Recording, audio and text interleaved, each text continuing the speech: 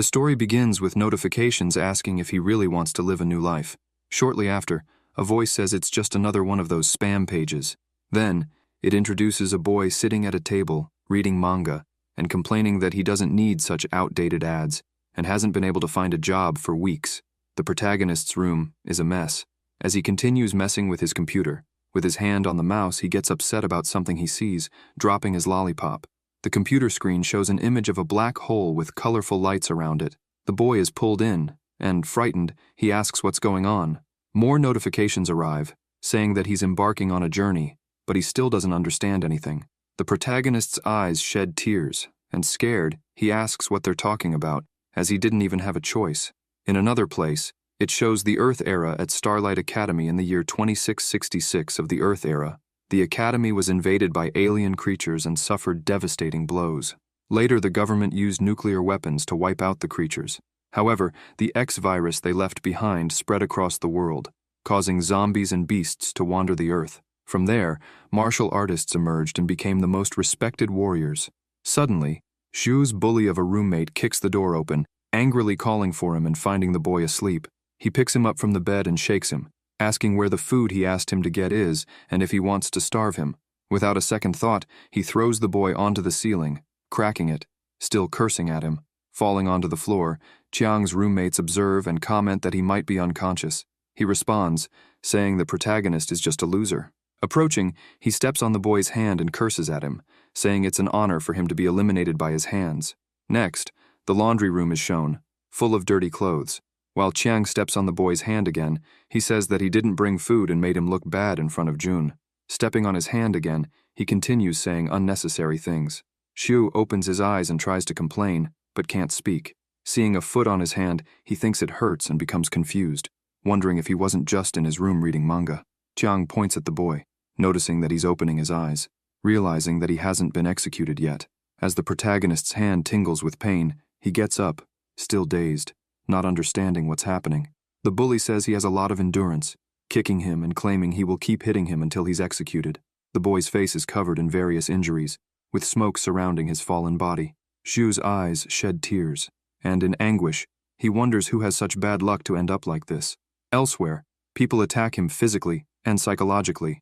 Even the academy staff humiliates him, saying that zombies are everywhere and that someone like him could be eliminated in 3 days. The protagonist is then shown sitting on the floor, remembering the people who judged him and said cruel things. His mind can only wish for an end. With injuries on his face, he thinks that if he stays there, he won't survive. Shu stands up, with pain all over his body, thinking it's no surprise that the boy doesn't want to survive. He says it's not right to leave such messes in his hands, as tolerance isn't in his dictionary. Chiang notices the boy getting up and tells his friends to look at the defiant look in the little loser's eyes. Angrier, he asks who he thinks he is, punching him in the chest and asking if he's convinced. Racked with pain, the boy answers no. Chiang says he will attack again, claiming he'll keep beating him until he's convinced. He continues to hit him, causing more injuries, and repeatedly asks if he's convinced. The boy, irritated, stands up and says no, because abusers like him, even if he kills him, will never convince him.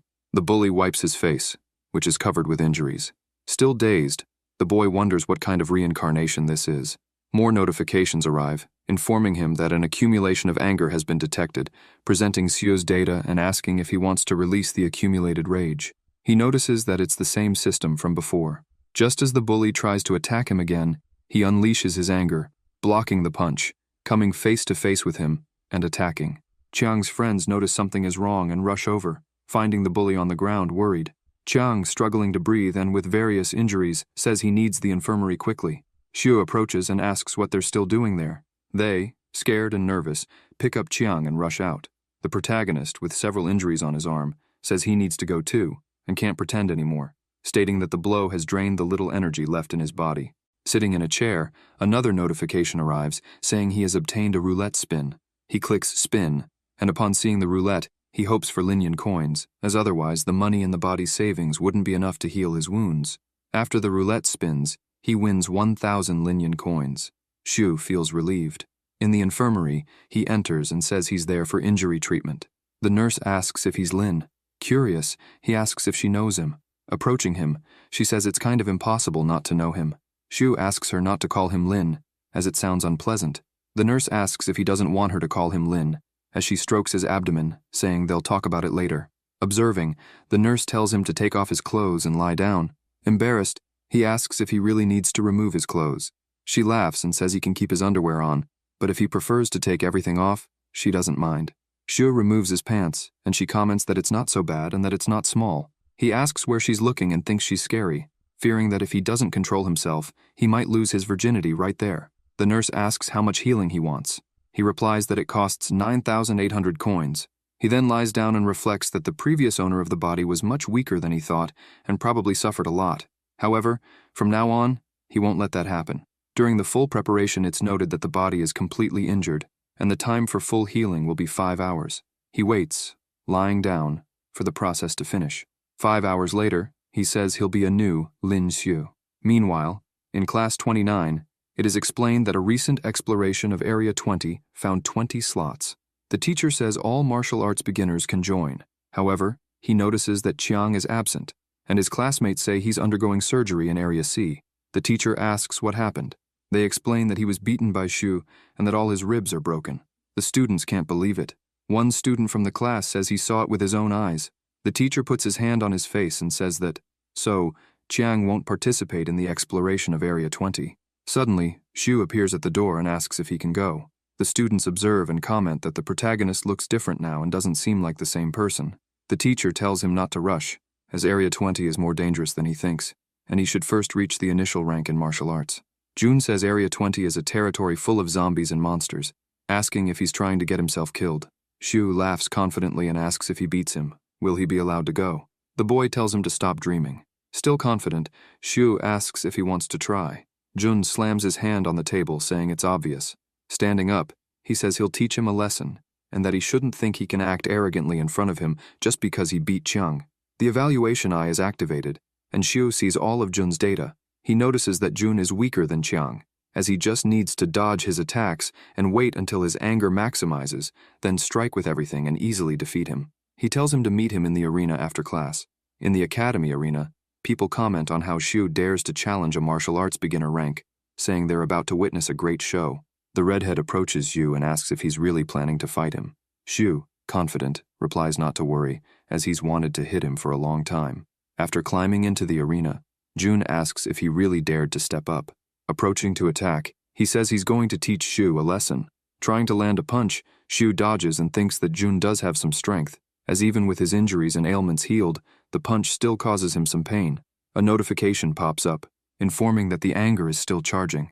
Jun attempts several more strikes, but misses, telling Xue to stop dodging and take this seriously. Xue thinks that all he needs to do is dodge and block, waiting for the anger points to accumulate. The anger bar is almost full. The crowd laughs, saying that, as expected, he only knows how to dodge. The teacher thinks that if dodging isn't humiliating, he's never seen anyone this stubborn. Still dodging, Jun gets angrier and tells Xue to stop doing that. Then the anger reaches 100%, and the notification asks if he wants to release the accumulated anger. He says yes. As Jun tries to attack again, Xue strikes back, getting into close combat and throwing Jun away. Xue raises his hand, celebrating the victory. The crowd in the stands, who had been watching, are outraged. Jun, lying on the ground, coughs, and with injuries stands up, calling Xue trash. Xue approaches and responds that he was defeated by trash, asking what that makes him, and says it's something much worse than trash. The teacher orders that Jun be taken to the infirmary and that this doesn't affect the exploration of Area 20. People help him go to the treatment area. Then, the teacher claps and says he's impressed with what Xue did. The protagonist turns around and asks if he can now participate in the exploration. Area 20 is a city infected by a nuclear virus. The virus spread throughout the area, which is filled with zombies, mutants, beasts, and monsters, making it extremely dangerous. However, because the risk and the rewards are equal, parts of mutant animals and monsters are valuable materials, and their brains contain a magical crystal that helps martial artists cultivate. This material is unique and rare, with high value.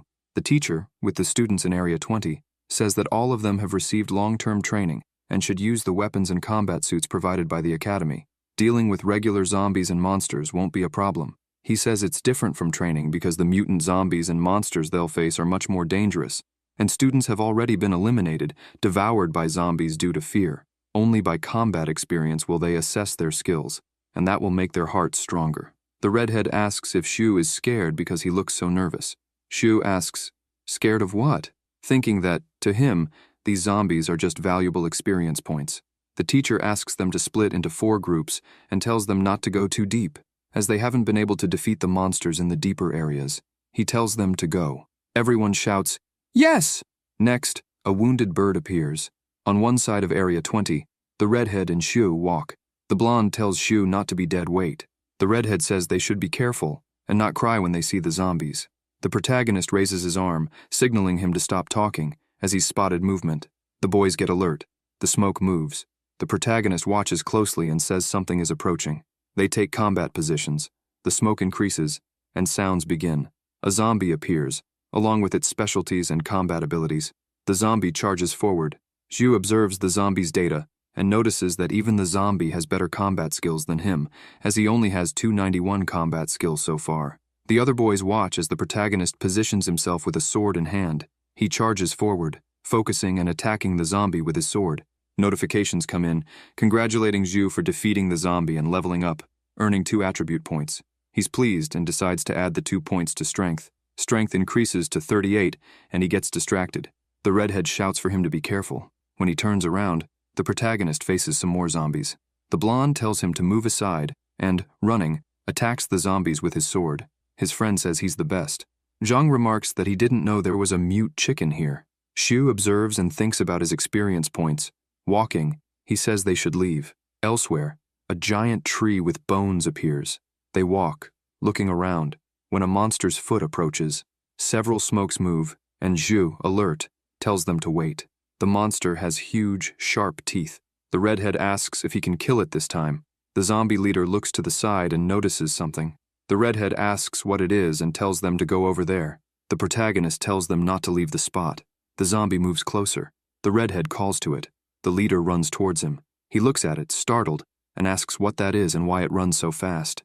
Soon after, the monster jumps at him, opening its enormous mouth with giant teeth. Zhang kicks it, telling the redhead to get out of there. The leader falls to the ground, and Zhang goes after him, trying to attack with his sword. Shu observes and tells him to wait, as the leader has to be eliminated with a single blow. Otherwise, more zombies will come, and the situation will worsen.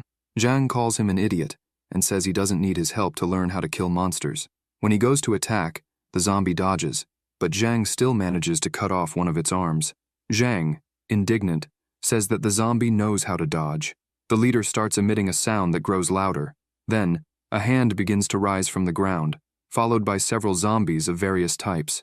They're shocked at what they see. Zhang says there are too many, and that he doesn't want to die here. Then, he runs away, and the redhead asks him to wait. The protagonist wonders if this is exactly what he wants. If he kills all these zombies, he'll level up several times. He then runs to attack the zombies, thinking that, if a bicycle can turn into a motorcycle, he can surpass himself. The redhead asks what he's doing and if he's crazy. Confident, the protagonist thinks he can do this. He begins attacking the zombies, and the redhead watches, impressed, asking if this is really the guy he knows, and if he has to fight so brutally. A zombie approaches the protagonist, and he attacks it. The two are in the middle of the zombies, and the redhead says he'll stay with him. The leader approaches Shu and jumps at him. The redhead watches and calls for Shu. The monster opens its huge mouth, trying to attack, but Zhu pushes its head away and asks how it dares to attack him like that.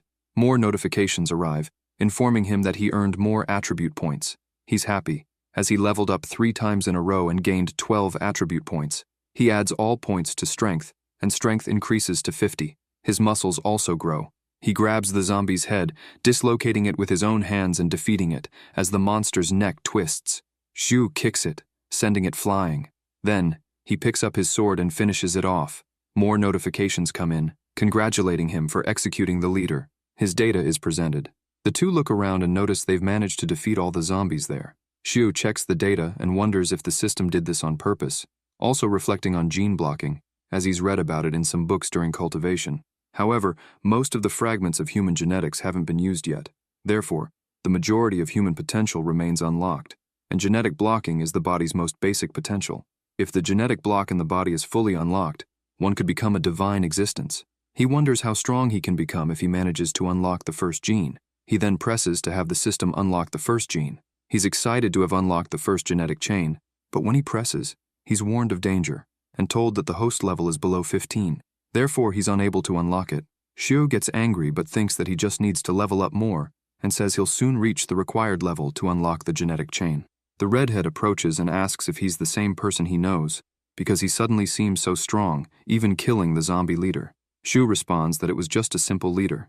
The redhead replies that he complimented him once, and now he's acting arrogant. Xiu then walks away, telling them to continue. While walking, they come across a sign saying that the area is restricted for martial arts beginners, and they can't proceed. Xiu says it looks like the restricted area the teacher mentioned, and the redhead asks if they should go in. The protagonist wonders if they should check, as on the way here, there wasn't a single zombie that didn't give experience. He's curious whether they should investigate. The redhead calls out to him, pointing and saying there's a snake. Xiu looks and is startled. The snake is huge, with color-changing abilities, and its combat specialties and abilities can't be analyzed. The redhead points and says it's a type of giant python. The protagonist, alarmed, says it's an evolved monster, noting that he's unable to analyze it. The monster approaches and opens its massive mouth, trying to attack them, and they need to run. Xiu tells them to run fast. The snake watches and heads in their direction. Terrified, the protagonist runs and wonders why the snake is chasing him. The redhead bends over, panting, and feels relieved that it didn't follow them further. He says the snake wouldn't go deeper into the restricted area, so they should run. In another location, filled with rocks and trees, the protagonist hides and wonders if the snake is gone, thinking it didn't catch up. He thinks he should have been warned, as the snake can change its color to blend with the terrain, so it must be hiding, preparing to strike. Then, a man points a weapon at him and tells him not to move. He asks what he's doing hiding there, and notes that, judging by the clothes, it looks like the Starshine Academy uniform. Xiu raises his hands and says he's just passing through. He realizes these are the people who hunt zombies and mutated monsters for rewards and crystals, and they are officially martial artists. He knows he won't be able to win in this situation. The other guy grabs his sword and says he's always wanted one for so long, taking it and telling Xiu to hand it over so he can leave. The protagonist asks if he's seriously asking for the sword in this place, wondering if he's trying to get him killed. The guy raises the sword to strike and says he'll eliminate him now, but suddenly they notice something strange and look back. They spot the giant snake, and as they try to run, it devours them without hesitation. The team stays alert and says it's a python, and everyone should be careful. They mention that being rank 3, it drops materials and crystals worth millions. They decide to kill the snake, saying they're going to get rich. Hidden, the protagonist observes and thinks about rank 1 attacking rank 3. He wonders if they think it's that easy to get rich. They try to attack the giant snake, and Xiu thinks he needs to find a chance to get his sword back and escape. They attack the snake, but it throws them away. The bald man approaches to attack, but the snake opens its enormous mouth and ends up injuring his arm. The brunette asks everyone to attack the 7 weak points of the snake together. They prepare and strike. The brunette keeps attacking its head, saying that it's finally eliminated. Xiu approaches, and the guy notices him and asks if he was the one who attracted the snake. He orders Xiu to cut the python's crystal out, telling him not to try anything funny, or he'll eliminate him. The protagonist asks if he's an idiot, saying that a failing commander dares to act arrogantly and give orders. He says he'll cut and dismantle the snake, take the crystal out, but now, the crystals will be his. The guy gets angry and asks who Xiu thinks he is, trying to steal from him. He attacks and tells Xiu that this is the end. Xiu dodges and says the guy is nothing in his eyes, then attacks the guy's arm, inflicting a serious wound. The guy falls to the ground and asks how Xiu dares to touch him, challenging him to do it again. He says he's from the Zhang family. The protagonist responds that he doesn't know any family by that name, but he knows they tried to steal his sword and eliminate him, so he won't let them get away with it. He then attacks the guy with his sword and eliminates him, leveling up and gaining 2,500 experience points. Xiu observes and thinks that the rewards aren't bad. He then adds the 7 points to speed and physique to stabilize his strength. He approaches the snake to collect the crystal and thinks that it's the first time he's seen a monster core. Martial artists absorb energy cores to cultivate, and they can also be used as an energy source for certain machines. A color-changing python could be sold for a high price. Looking at their bags, he notices they had 2 monster cores, but the weapons were worthless, of low quality, and would only be unnecessary weight if he took them. So he grabs what's useful, and with the backpack on his back, says it's time to find Yang and the others. While walking, he comes across a sign that reads, "Dangerous Area." He wonders why he's there and whether he went in the wrong direction. He realizes he can't stay there anymore and needs to run. Suddenly, he hears an extremely loud noise. Looking around, he says, "Why is something like that showing up there?" He comes face to face with a leopard, its specialties and combat abilities unknown. Hidden, He thinks it's a rank 4 evolved beast, but he can't analyze it, so he needs to escape. However, he notices something strange, wondering if someone is there. Looking to the side, he sees a martial artist of rank 4, but the data is not visible. Xiu is surprised to see her but can't analyze her combat specialties and abilities. He watches as she tries to attack the leopard. The leopard stays alert and attempts to pounce on her, but she dodges and strikes it with her sword, sending it flying. Xiu wonders if this is the combat power of a high-rank martial artist and affirms that she's really strong. He believes that, one day, he'll be much stronger. The leopard is still on the ground. The girl approaches it. The protagonist, still observing, is curious and wonders if the fight is over. But suddenly, the leopard gets up. Injured, it still attempts to attack. The girl takes an offensive stance, but the leopard uses terrifying moves, causing an explosion and sending the girl flying. Xiu wonders if she's dead, as the leopard pretended to be dead and launched a critical strike on her. But upon closer inspection, he realizes it's not a fake death, but rather an attack before dying. He thinks the leopard still isn't dead and wonders if he lands the final blow, he'll be the only one to kill the monster and get the core of an evolved beast, which could be very valuable. He then slowly approaches the beast, and just as he's about to strike it, he looks back and gets startled to see another leopard. He starts running and thinks that he forgot that these types of leopards hunt in pairs, a male and a female. The leopard begins chasing him, and he, terrified, tries to run as fast as possible, shouting that he wasn't the one who killed it. But suddenly, he stops and finds himself at a dead end. Looking back, he grabs his sword and tells the leopard not to come any closer, or he'll wound it. The leopard tries to pounce on him, but without hesitation, he jumps into the abyss and says he'd rather jump than be eaten and devoured. Xiu falls into the water and starts shouting, wondering if this is the bottom of the cliff. He thinks the trees on the cliff must have softened his fall, and the river helped cushion the impact. Getting out of the water, he notices someone floating on it. He sees a girl and says it seems like she was also thrown off the cliff by the leopards. As he approaches her, he asks if she's dead. He then picks her up and says she's still breathing, assuming she fainted. He gets out of the water and places her on the grass. He wonders why it has to be such a beautiful girl. Xiu observes her and guesses that she's around 17 or 18 years old, but despite her young age, she's already a rank 4 martial artist. Then, he thinks she must be a genius from a big family. He says he hasn't eaten since morning and looks at the river, noticing there are fish. He makes a fire and grills them. Sitting on a stone, he eats the fish and comments that, even without seasoning, it still tastes good. But then he notices something strange again. Upon observing, he realizes something is trying to attack him and asks if the girl is crazy and what she's trying to do. The girl, holding a sword, asks why he's so naked and what he did with her. Annoyed, he responds that he pulled her out of the water and, if it weren't for him, she would have drowned. Then she asks if he saved her. While eating the fish, Xiu tells her not to worry because he doesn't need her to offer her body as payment. The girl calls him a pervert. Xiu says that even though she calls him a pervert, her voice sounds cute. He then offers her the roasted fish and asks if she's going to eat. She takes the fish, and the protagonist asks if she got hurt, since he doesn't have any medicine with him, and tells her to eat to regain some energy. He sits down and introduces himself, telling her his name. She sits down, eating the fish, and says her name is Luo, asking what he wants. Since she doesn't like owing anyone anything, she tells him to say what he wants, and she'll give it to him. Then there will be no more debt between them, or he'll be eliminated. Xiu gets startled and says he's her savior, and that he wants to be stronger than her, asking what she thinks. She responds that his potential is very weak. Tears start to fall from his eyes, and he asks if she could stop hurting him with her words, wondering if she thinks he has no self-esteem. As night falls, Luo falls asleep while the protagonist stays seated, observing the system and laughing. He notices that after eliminating the martial artist, he got a spin from the system's roulette. So he decides to spin the roulette. He spins it, joining his hands and closing his eyes, praying for a weapon. Watching it spin, he says, "Unfortunately, it's just more coins." He gets irritated, but the roulette stops on another prize. He is congratulated and informed that he won the super prize, 100 birds versus the phoenix. The protagonist is happy and says that finally, God has blessed him. He gains a skill card created for martial artists of rank 6 or higher. It's categorized into bronze, silver, gold, and diamond, and the higher the rank, the more powerful the skill. However, he observes and isn't thrilled, asking if the system is playing with him and what all of this is above him. He notes that it's a bronze card with a spear skill, harder to cultivate.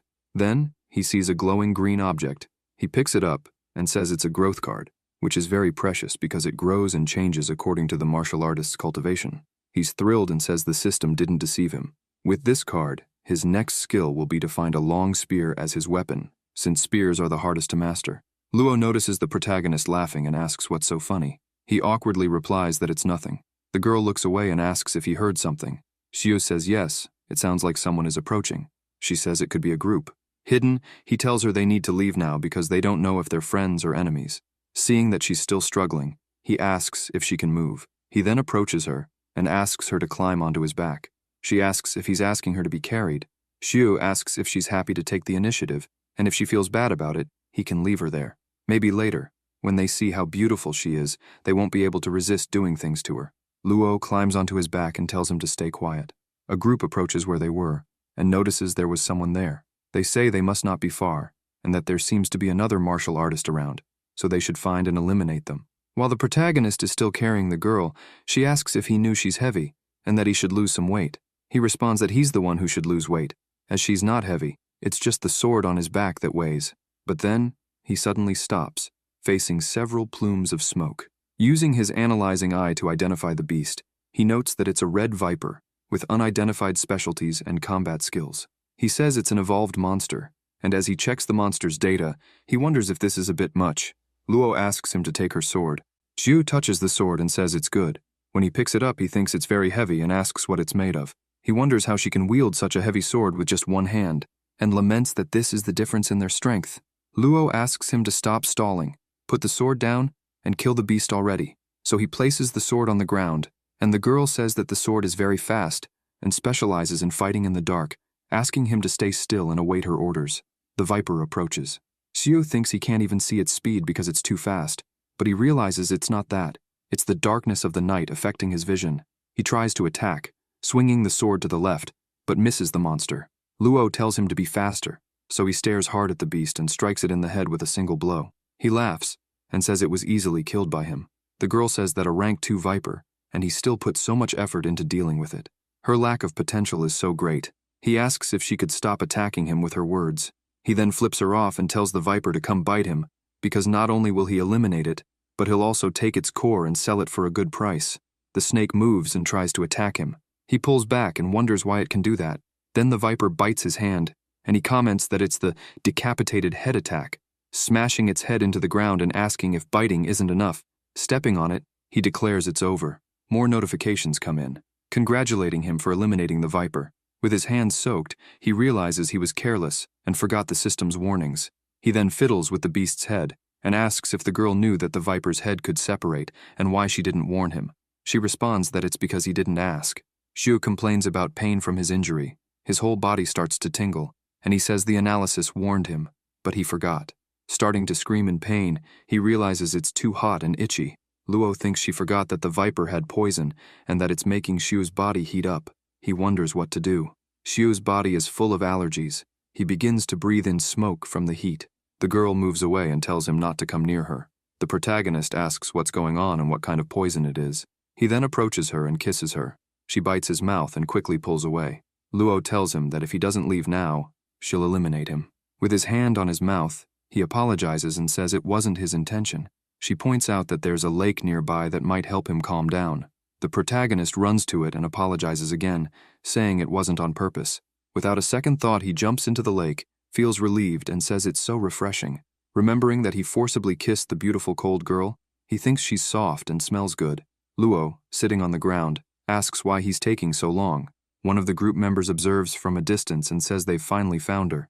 The girl stands up and tells the group to leave, or it will be the end for them right there. The group moves closer, and the blonde man asks if she has the strength to do this. He says he saw her fall off the cliff after being attacked by the lightning leopard, and judging by how quickly she killed one of the leopards, she must be the heir of some big family. He licks his lips and says he's wanted to try an heir like her for a long time.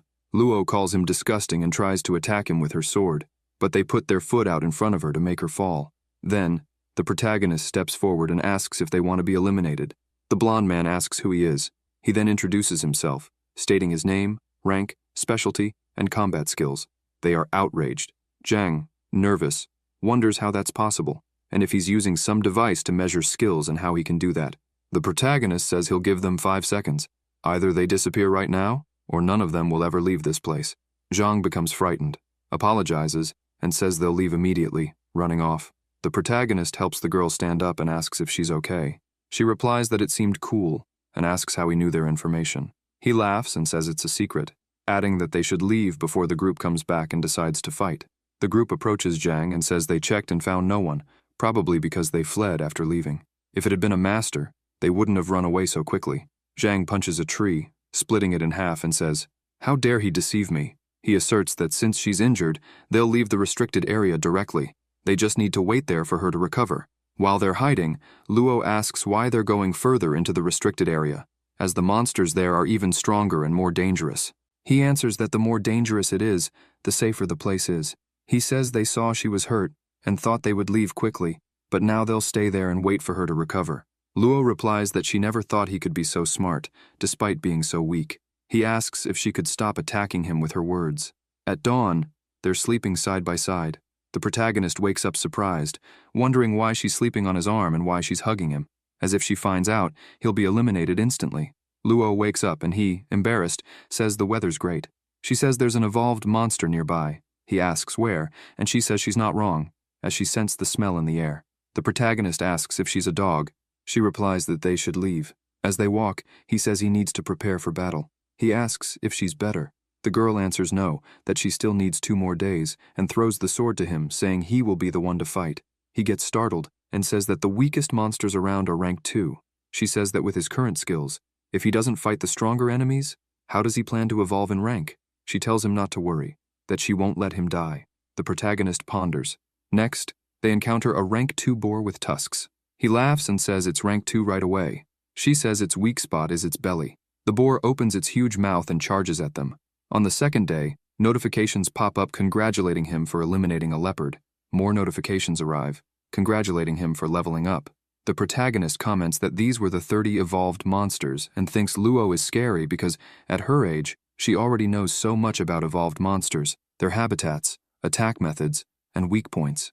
With her help, he managed to eliminate 2 rank 3 monsters, and his level has now risen to 9. He asks if she doesn't want any of the crystal cores. She replies that she doesn't need them, as she's completely healed.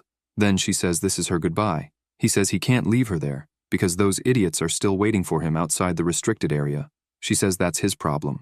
The protagonist replies that it was she who attracted them, asking how this could be his problem.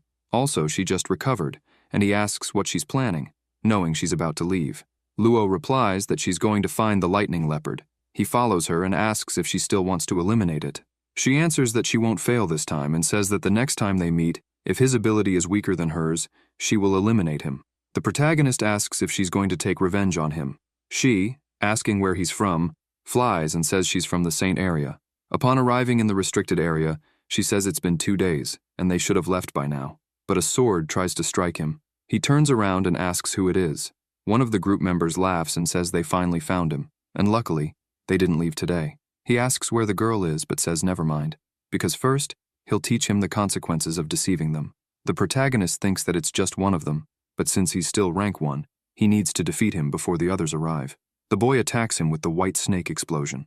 The protagonist defends with a shield, creating a huge explosion, but hides behind a rock, thinking that if he had a long spear, this would be an easier battle. The boy says that a martial artist who doesn't even know martial techniques dared to deceive them. Then, he charges at the protagonist and says that with this ability, he'll see how he'll pierce his heart. The protagonist defends, and his rage is completed. More notifications arrive, asking if he would like to use the accumulated rage. He says yes, and unleashes a full-force attack, almost hitting the boy between the legs. The boy yells that these are terrible tricks while trying to block the protagonist's attack, but he's struck in the groin and screams in pain, sustaining injuries. He kneels in agony, and the protagonist finishes him off. Gaining experience, the protagonist reaches level 10. New notifications arrive, informing him that he unlocked the initiative skill, gaining strength, speed, and energy for the next 10 minutes. After the skill's effect ends, he will enter an extreme state of exhaustion. He's happy to have unlocked another skill and puts all his points into agility. As he's about to leave, he notices something strange and encounters the rest of the group. Zhang asks how he dares eliminate his people. The protagonist asks if they think he is stupid enough to surrender and be eliminated, thinking that he doesn't know if he'll have a chance to defeat the rest of the group. Zhang gives the order for everyone to attack and defeat him. Xiu is left unsure of what to do, scared, thinking that the only option left is to test his new skill, causing a terrifying explosion. He feels satisfied as his speed, strength, and physique increase at the same time, making him feel strong and relieved. The blonde is indignant, asking why his aura has gotten so strong, as they are attacked again. He notices that Zhu is no longer there, wondering if he's a monkey and why he's so quick to run away, ordering his team to spread out and look for him. Hidden, Zhu thinks he only has 5 minutes left before he becomes too exhausted, and when that happens, he'll be weak again. So, he needs to finish this quickly. Noticing that one of the group's weapons is a long spear, he jumps on top of the person, knocking them to the ground and taking the spear. Saying that he's ready now, another member of the group approaches and informs the leader that Zhu is there. Without thinking twice, the leader runs to the location and orders him to stop. The dark-haired one then uses his martial technique, bronze windblade, to attack, while the protagonist uses the spear and his 100 birds against the phoenix ability, with multiple flames. The dark-haired one is impressed and asks what kind of martial art that is.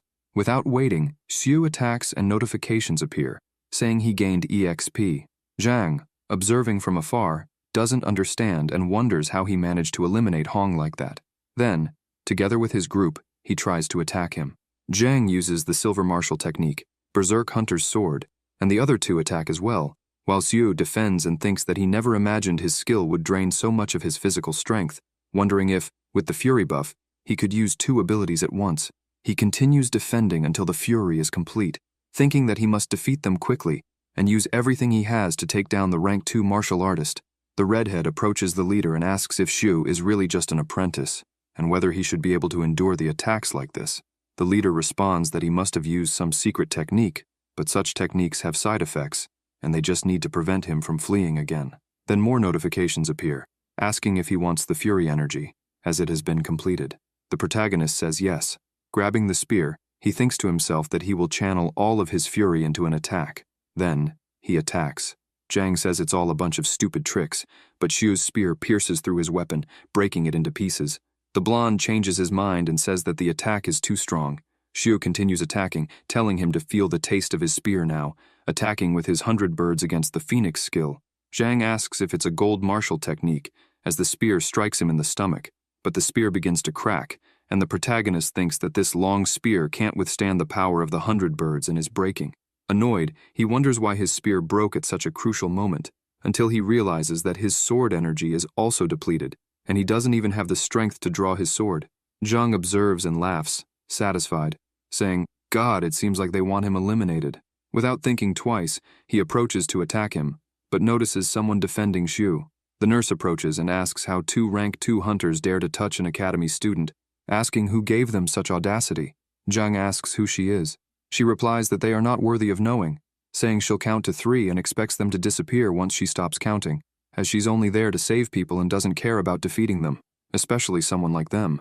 While they run away, Xu realizes that this doctor is a rank 4 martial artist, because when he first saw her, he thought she was a normal person, which is why he didn't activate the analyzer eye.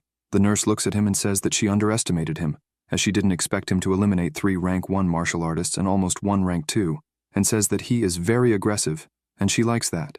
Xu, embarrassed, asks why she's there. She responds that she's the school's doctor, so of course she follows the school's rules and everything, and needs to take care of the injured students. She asks him to take his clothes off to help with his recovery. He feels embarrassed and says no, as they're just scratches, and asks why they always ask him to get undressed whenever they see her. The doctor moves closer to his face and asks if he doesn't need his little sister to help him heal. With red cheeks, he answers no. She grabs his arm and says she'll help him get out of there because they've already started to regroup. He says it's nothing and thanks her. Everyone is gathered and being presented, showing how much each one has achieved. The teacher says it's not bad at all, as after these days of combat, many of them have improved, and even their physical strength has become stronger. Only with combat experience can one become stronger. Looking to the side, he notices that Xu isn't there, and he's the only one missing. He asks if Yang has seen him. Yang replies that they found a rank 3 fightin', and in the panic, Xu ran into the restricted area. The teacher is shocked that he went into the restricted area alone. Zheng says that trash is trash. He went in alone, either died by zombies or got swallowed by some beast. Yang gets angry, clenches his fist, and tells him to say that again. He replies that he's just speaking the truth, asking if Yang wants to fight. The teacher interrupts and tells both to be quiet and wait, as Xu might come back. Jun says that it's almost night, asking if they should stay there, and says they don't have to stay because Shu must have been eliminated a long time ago. Then, a voice asks who's cursing him. Everyone looks, and Shu approaches, saying it seems like Jun wants another beating, asking if he should knock him out again to make him shut up. Yang is pleased to see this. Jun says he thought Shu had been eliminated, and the protagonist walks over confidently. The teacher asks if he's okay, and he responds that he is.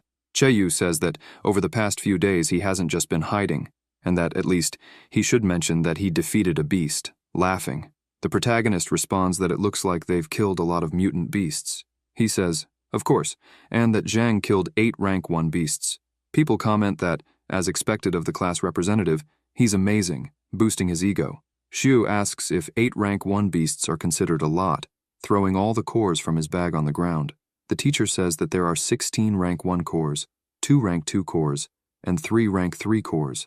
Everyone is surprised, and someone asks if those are rank 3 cores, and if there are really 3 of them. People can't believe it. Zhang, irritated, says it can't be true, and that the teacher is definitely lying to them. The teacher stands up and asks, lying? And wonders if Zhang is lying to him as well, saying that a rank 3 core costs around 450,000, and asking who among them could afford to buy 3 just to deceive him. Zhang tries to say something, but the teacher interrupts and says that this training is showing more results than expected. Since they aren't real martial artists, they can't sell on the official website yet, but the hotel manager is buying cores. Yang and Shu observe, intrigued. At the hotel, a rank 1 core costs 1,000, and the boy tells the manager that he has 2, which will be enough to live well for a month, while the line to sell cores is long.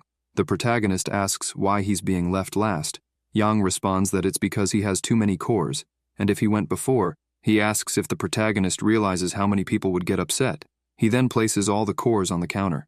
The manager becomes interested, as he has rank 3 cores, and 3 of them. He says he'll give 500,000 for just 1. Yang is impressed, and the people around are too. As with 5 rank 2 and 16 rank 1 cores, it's almost 2 million. The manager asks Yu to send the union card because he'll send the money immediately. Another guy arrives, pushing the protagonist aside and telling him to get out of the way as he's wasting time.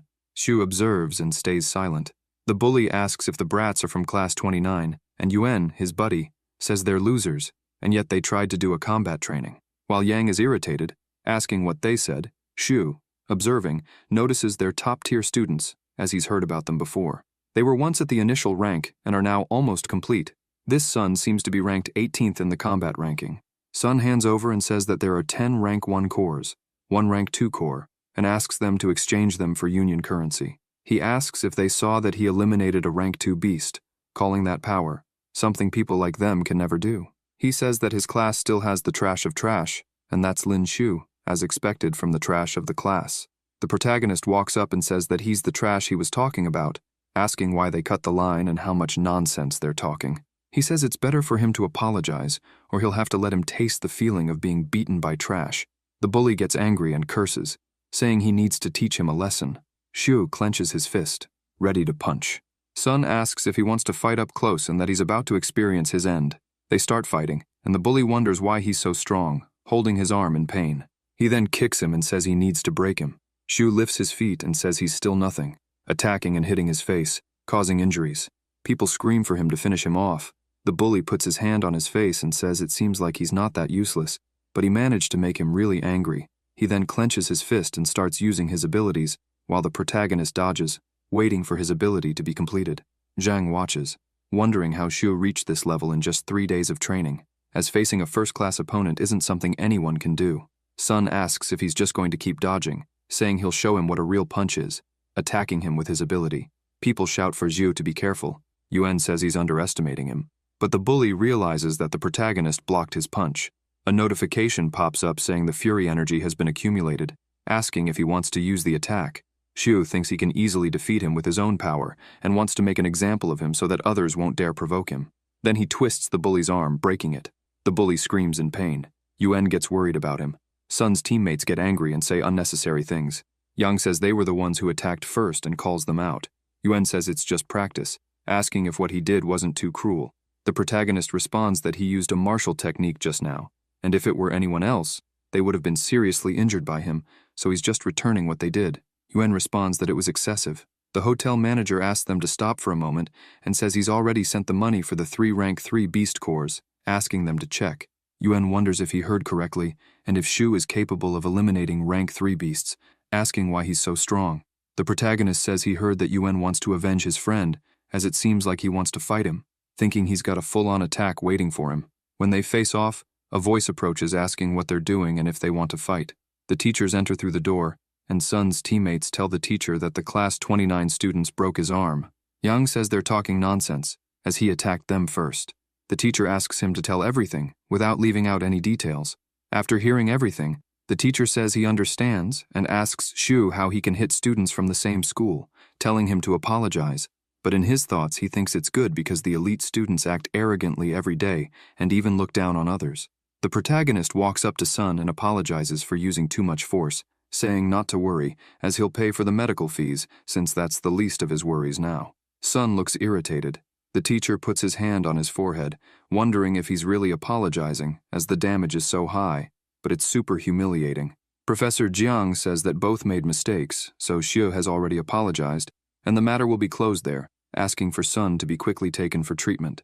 The bully leaves with his arm broken, still grumbling, asking if he dares to come again next time. Xue asks why he would be scared. He replies that they'll meet in the arena and walks off. The students from class 29 get excited, saying that Xue is really strong and thanking him. The professor tells them to drop the matter and says everyone should head down to check their combat capabilities. They go downstairs, and the professor says he wants to see if they improved after the real combat training, asking who'll go first, since the tavern owner's device setup has been updated and needs verification. Chayu says he'll go first. He shows his data, and his overall combat power is 450. The professor goes through everyone's stats and mentions that Zhang is almost ready to become a martial artist. Xu observes and thinks that combat power between 300, 600 is a basic level warrior, 600, 800 is almost a warrior, and 800, 1500 is a first-order warrior. The professor says that since Zhang reached the level of a great warrior, he can try cultivation tomorrow. Zhang thanks him. The reason he became so strong is due to the cultivation technique, as there are many energies in the universe that are beneficial to humans. These energies are called sources. Through cultivation, a martial artist absorbs source energy from the air, strengthens cell vitality, muscles, and even bones, making the body stronger. Then it's Xu's turn. He steps onto the device, and people laugh, as Xu says he doesn't need to test anything, and that even with some strength, trash is still trash. Yang asks if he has the ability to break one of Sun's group members' arms. Xu responds that it was just a coincidence. On the equipment, Xu thinks everyone will be able to see his current strength, even though he's the #1 trash at the academy. The professor at the academy says he left Zhang and Xu behind because he wanted to discuss their choices for their future development paths. Since both are potential martial artists, they need to pick a suitable weapon. Zhang gets furious that Xu is also a potential martial artist, and after checking the device, he finds that Xu's overall combat power is 676. Yang is happy for him, and says that's a bit more than Zhang's. Chu and Zhang are speechless. The professor says it's excellent, as their class has 2 future potential martial artists. Zhang still can't believe Xu is stronger than him. The professor says they need to understand that any evolved beast of rank 3 or higher has mutated skin, and even a bullet or laser-type weapon can't pierce it. But thanks to the hard work of humans, special metals from other planets have been obtained, and weapons made from these metals can damage evolved beasts. He asks them to choose a weapon that suits them, and then a matching martial technique. Xu says he's thought about it for a long time and decided he will choose the spear. The professor says the spear is the king of weapons, and if he masters it, he will become very strong. He adds that spears are one of the hardest weapons to practice and asks if he's sure. Xu replies affirmatively. The professor hands over the card and says his information has been registered. With this card, he can go to the 2nd floor of the library and get basic techniques. He asks why Xu chose that weapon. Xu asks if he knows who the top 10 martial artists in the world are. The professor says he does and starts listing the top 10. Xu slams the table and says that the martial arts ranking is missing a spear user. The professor stops, thinks for a moment, and says that indeed, there is no spear user in the top 10. He's surprised, but Xu walks off, saying he'll see him around. The professor watches and thinks that the boy has great ambition and could become famous and strong in the near future. Xu asks for the spear technique and receives the martial arts technique card. He says that now he just needs a good spear, sighing that since he's not an official martial artist yet, he can't buy anything from the Martial Union site.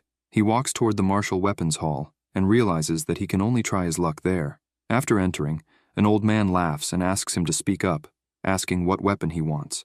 The protagonist says he wants to buy a spear. The man replies that not many students use this weapon, but he's just made a bunch of long spears, showing them and asking him to take a look. He shows a spear that weighs 20 kilograms, made from extraterrestrial meteorite, and says it's worth its price, costing only 200,000, but with a discount, it's only 50,000.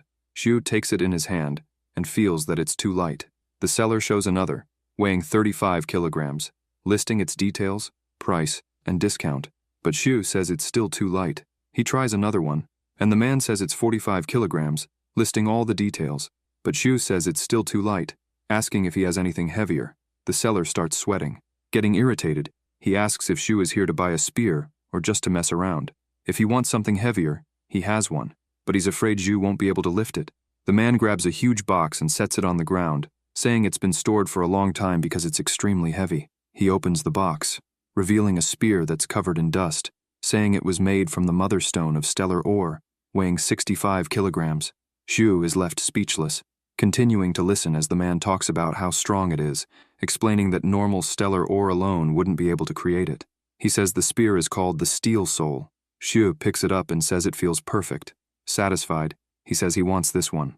The seller says the original price is 1.5 million, but since it hasn't been sold in a long time, he'll give a 20% discount, making it 1.2 million. He thinks to himself that the spear weighs 65 kilograms and the boy can lift it freely, wondering if he's truly just a potential martial artist.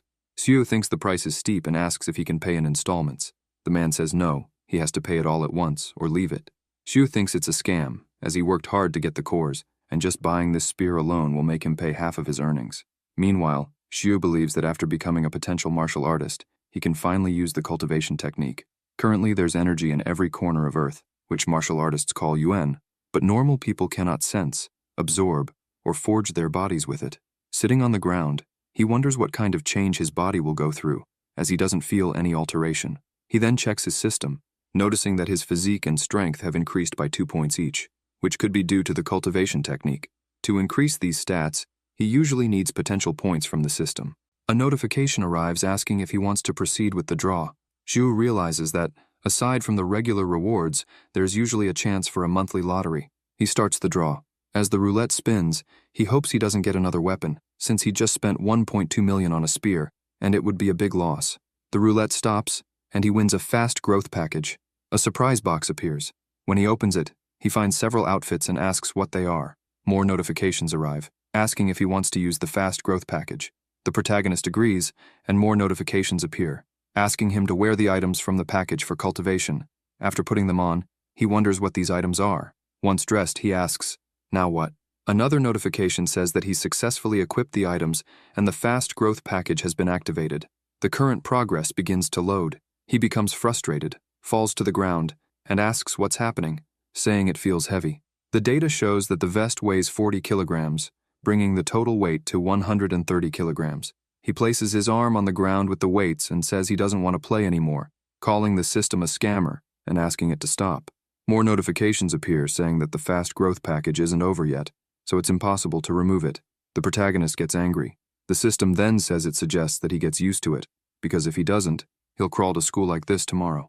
After the host completes the progress of the fast growth package, he will gain 25 skill points.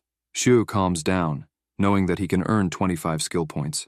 He asks if it's just crawling, as before learning to walk, he had to learn to crawl. The next day at the academy, the protagonist walks and says he crawled all night, barely able to get up and walk. He did a few laps, but it seems he's on the 19th lap, although there's still a long way to go.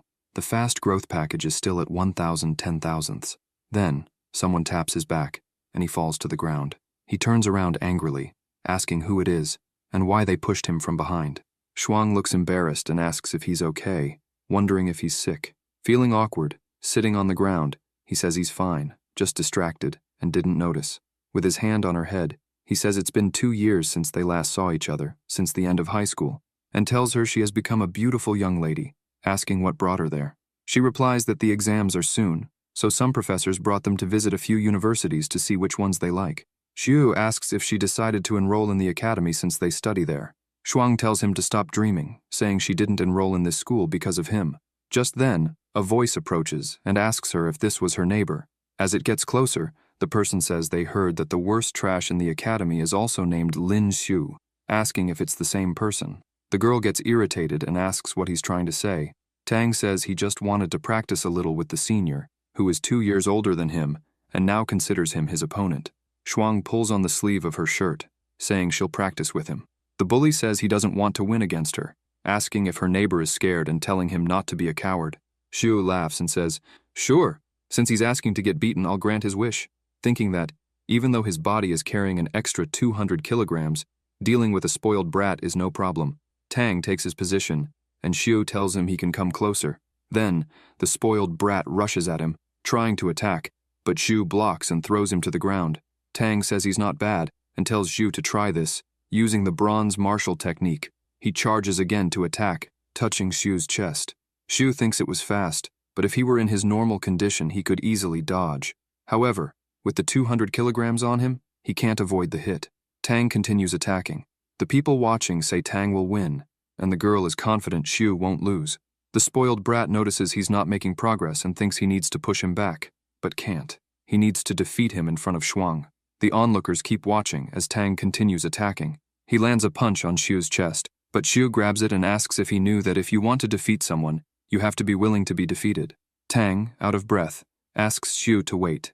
Xu says that as his senior he has to teach him a lesson, so he breaks Tang's hand.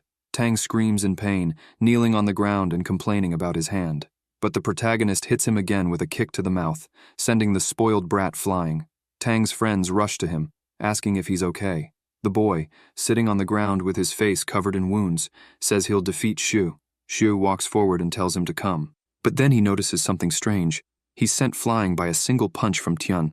The protagonist gets up, and Tang shouts for his brother to break Xu's 4 limbs. Xu realizes it's the veteran, ranked in the top 100 of the school's ranking. The boy clenches his fist to throw a punch and says that since Xu broke his brother's fist, he'll take care of Xu's 4 limbs. Xu thinks to himself that he's carrying over 100 kilograms and can't dodge at all. He's then thrown to the ground by a punch. Shuang steps in front and tells Tian to stop, saying she won't let him hurt Xu. Tian asks where this spoiled girl came from and tells her to screw off, trying to punch her in the face. But the protagonist defends her, pushing her away to avoid the punch, and the punch hits him in the chest, injuring him and making him fall to the ground. Tian says that Xu is still trying to save the girl, even though he's about to be defeated, and approaches, saying he's going to fix him, climbing on top of him and attacking again, saying that now it's the other hand, and not only will he fix him, but he'll also turn him into useless trash. A voice approaches to stop them. The professor rushes towards them, but Tian continues attacking. The professor uses his skills and thinks to himself that all members of the Tang family are despicable and wonders how they dare to maim someone in front of him. He then separates them and asks what Tian is doing. Tian, embarrassed, says that Xu broke his little brother's fist. Shuang replies that Tang requested a duel, and during the fight, he used a fatal move. She adds that it seems like Tang wanted to eliminate Xu. The professor says that the school will discuss who is right or wrong. Tian steps back and says that Xu escaped today, but he won't be able to hide forever. The protagonist tells him not to worry, and that in 3 days, he wants a martial arts duel against him.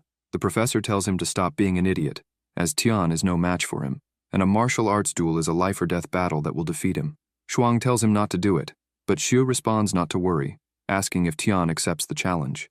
Tian replies that if Xu will be his opponent, then why would he be afraid, and that when the time comes, he will fix him in front of everyone. People at the academy start talking, saying Xu wants to have a duel with Tian, who is in the top 100 of the school's ranking, and that Xu will be beaten to the ground and defeated. In the classroom, they also comment that Xu will be eliminated, and that all of this is because of a girl. In the medical ward, the doctor asks him to remove his clothes so she can examine his whole body. He replies that only his left arm is broken, and that a full checkup isn't necessary. He asks what medicine she used on his hand, as the effect is so good. She tells him that it's medicine from the Xiao family, which helps regenerate bones, and warns him to be careful when entering the life-or-death duel, as the Tang family is very influential, and he cannot offend them. The protagonist replies that it was they who provoked him, asking if she wants him to just back down and take the punches. The nurse says she knows he's strong, and hands him a card. Xu is happy to receive the bronze-level martial arts technique card, and asks if she's really giving it to him, and if it's not too expensive. The doctor answers that it's free because she got it from the library while her fist was shattered. She adds that the punch technique can produce a powerful air blast and is one of the most fierce combat techniques. However, if the body isn't strong enough when using it, the cultivator's arm can explode. She takes a bottle in her hand and says that with the Xiao family's medicine, bone and muscle damage won't be a problem, and it will help him practice the punch technique quickly. The protagonist thanks her. The nurse approaches and says she'll take care of him and not let him be eliminated easily. At dusk, Xu is training and thinks that he heard the technique causes internal damage to the opponent, destroying their organs, but at his current level, he can only inflict external damage. However, thanks to the medicine, he manages to master the technique in 3 days. Soon, a notification pops up saying that the host has reached level 11. Xu thinks that with these points, he can become even stronger. It seems the pace of the fast growth package isn't enough, though. He's already used to the extra weight, but his combat ability has dropped to 80%. Tired from training, he thinks that tonight he needs to compete in the martial arts duel, so he will go back to take a bath and prepare for the fight. In the martial arts arena, the presenter announces that the first duel of the year is about to begin and introduces the 2 students in the arena.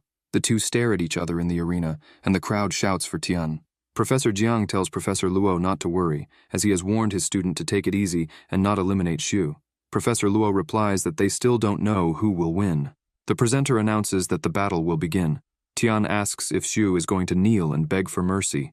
Xu replies that when he surrenders, he won't show any mercy either.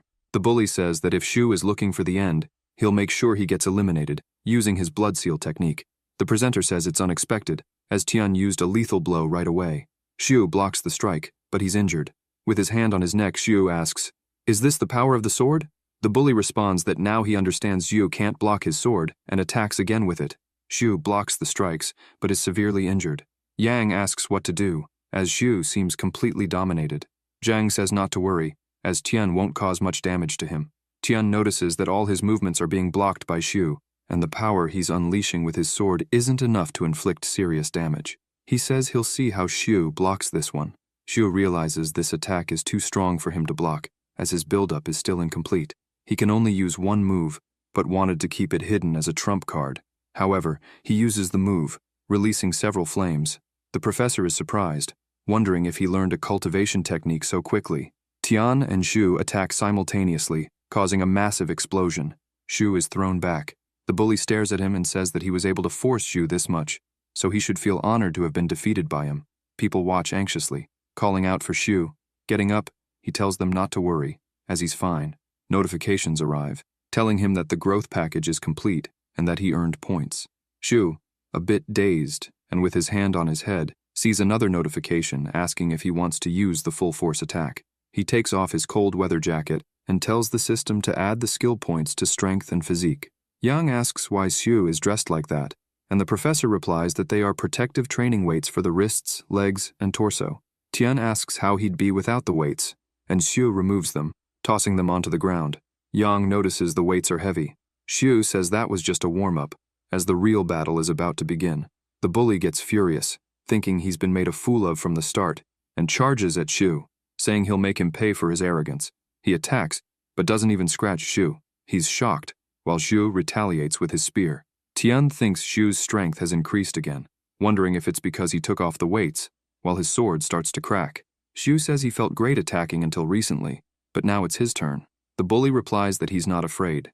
The professor remarks that after removing the weights, Xu seems like a completely different person, and Yang cheers for him. Yuan looks worried. Xu uses the full force attack, generating several flames. Tian says it can't be, that someone like Xu can't possibly master such a powerful martial technique. But the protagonist's skill continues to shine. The bully puts his sword in front of him, but it breaks, and he is thrown back. After hitting the ground, Xu approaches, while the announcer asks if Tian has been defeated, and if the weakest student has beaten the top 100 student. Tian has a badly injured hand. He gets up, telling Xu not to think he's been defeated, as he won't lose. He then removes the top part of his outfit, revealing his toned arm muscles and abs, huge muscles. Xu wonders if he's turning into the Hulk, and asks if Tian is taking banned steroids. Tian says he wants to eliminate Xu, and then attacks with the crushing fist technique, striking the ground with such force that it causes an enormous impact. Xu approaches with his spear to attack, but the bully grabs it with ease, saying that today is Xu's end. He kicks him and throws him far, causing Xu to fall hard to the ground, injuring him. As Tian approaches with the spear, Xu, alert, uses his shattering fists technique and attacks, creating a massive explosion. The protagonist is thrown back. The professor watches and says that the bully used Alphys just to defeat Xu. Yang asks what that is, and the professor explains that when the Federation soldiers fought zombies, a drug was created to enhance a combatant's strength for a short period by forcibly absorbing energy to boost their physical strength. However, it damages the bones and muscles of the user, with a severe side effect. It will leave them maimed for the rest of their life. Yang asks if Tian is crazy, willing to become crippled. The professor says that because Tian used a forbidden drug, the fight should be stopped. The announcer is unsure of what to do. Jiang says that there is no rule in the school that prohibits the use of alphas during the battle. The announcer agrees that Jiang is right, and announces that the fight will continue. Professor Jiang is satisfied, but Professor Luo notices something. Observing that Bai, the patriarch of the Tang family, is there, he wonders if the school is trying to please him and if he will do nothing while Xiu is eliminated. Tian continues attacking, throwing Xiu away again, saying that without the weapon, Zhu is no match for him, and that his crushing fist technique is one of the most powerful attacks. Xiu, lying on the ground, gets up and asks what made Tian think that he can only use a spear. He then activates the Fury Discharge ability, moving toward Tian quickly. The bully says he's underestimating him, and they face off, fighting hand to hand. The onlookers wonder if Tian, having used the forbidden drug, shouldn't be at an advantage. Angrily, Tian thinks that he forced Xiu to take steroids, and yet he can't stop him. Xiu notices that after removing the weights, his potential has increased, and he feels his shattering fists becoming stronger. The bully says his punch technique is more powerful, and Xiu thinks he's about to show his true technique. The two face each other, and Xiu attacks. Tian says his skin is resistant, and questions if Xiu's weak punch will even cause any damage. Xiu responds, asking what the problem is with being resistant, as he's attacking the internal organs, causing Tian to scream in pain. The people in the stands recognize the technique and wonder if Xiu should have been eliminated or lost both his arms. Kneeling on the ground with his injured arm, Tian wonders how Xiu mastered this technique in just 3 days. Xiu replies that this is the reality and that he won. But the bully doesn't give up and charges at him again, attempting to attack. Xiu blocks and says that since Tian wants to be eliminated, he will grant his wish. Suddenly, someone uses their power and throws Xiu far away without touching him. The professor and students rush over, concerned, asking if Xiu is okay. Bai says, "How dare you try to eliminate someone from the Tang family?" Xiu responds that the Tang family members rely on the help of other family members, and asks, even if it's a martial arts battle, the professor explains that both parties signed an agreement before the fight. Bai says he'll remember the boy. Xiu just watches. The announcer declares that Xiu is the winner of this battle and is now ranked in the top 100 for power in the school. The next day, someone knocks on Xiu's door, asking how long he's going to sleep. As it's already nearly 11 a.m., Xiu responds that he's getting up. He opens the door and asks the professor what happened and why he's in such a hurry, as he's very tired after last night's fight. Luo says he has good and bad news and asks which one Xiu wants to hear first. Xiu says he'll listen to the bad news first. The professor enters the room and tells him that the school wants to punish him. Xiu asks why he's the only one being punished. Luo explains that the Tang family is one of the main shareholders of the academy, and this time, Ping had his wrist destroyed, and Tian almost got eliminated by Xiu.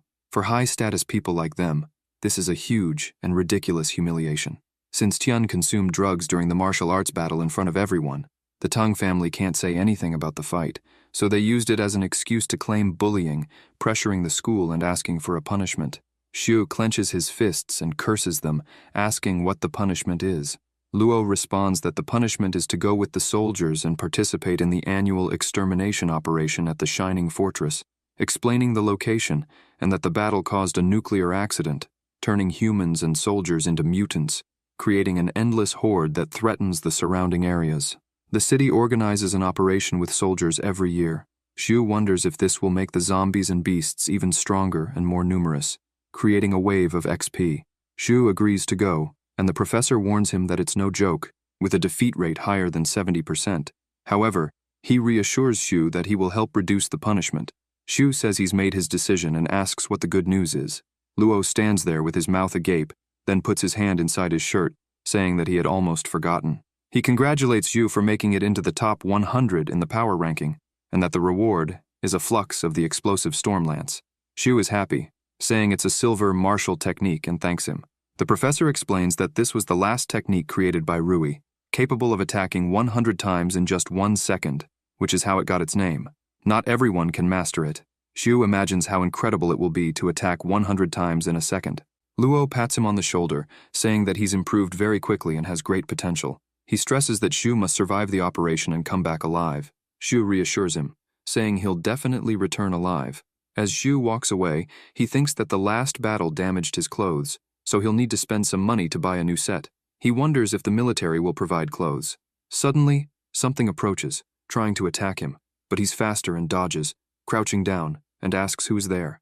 A group approaches, complimenting him, saying they didn't expect much, and still can't believe he's not a full-fledged martial artist. Shu thinks that they're all rank 1 martial artists, wondering if they're here to give him XP. He asks if they dare touch him, as this is a part of the city.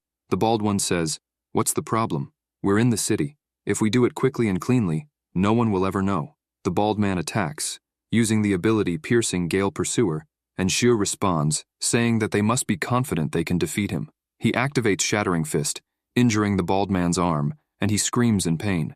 Shu tells him that if he wants to eliminate someone, he must be ready to be eliminated himself. He prepares to attack, but the bald man begs him to wait and try to resolve things through conversation.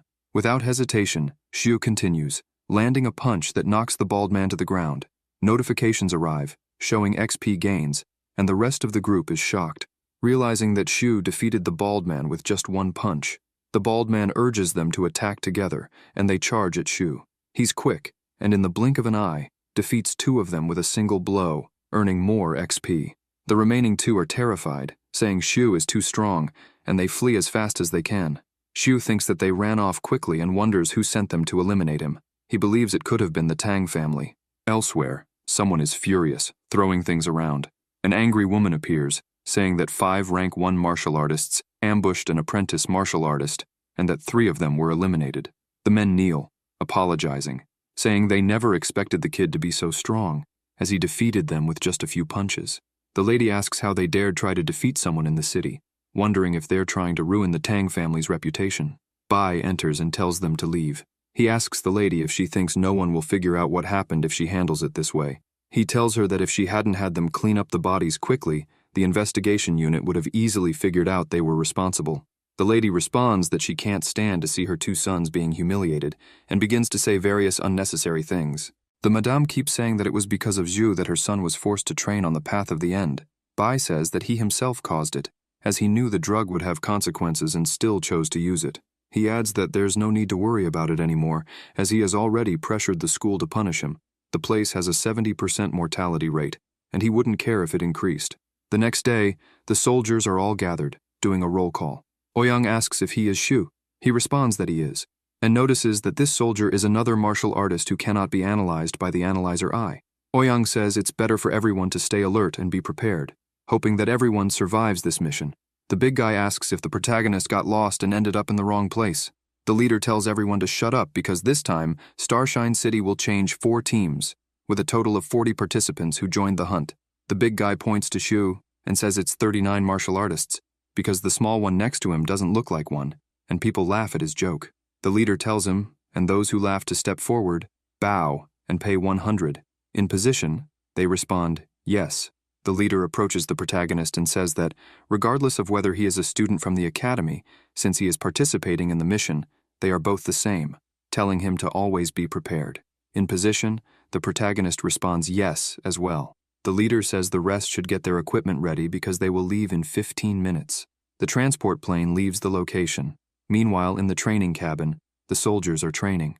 A girl approaches and asks if he is a student of the academy, as her name is Lee, and she graduated from the academy, saying he can count on her. Sitting on the floor, Shu just observes.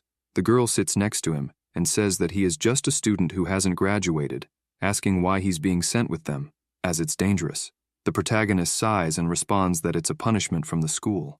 Lee becomes curious to know more until cans of Coca-Cola are thrown at her, and she faces the big guy, saying that since she's a newbie, she should be training, not talking to her friend.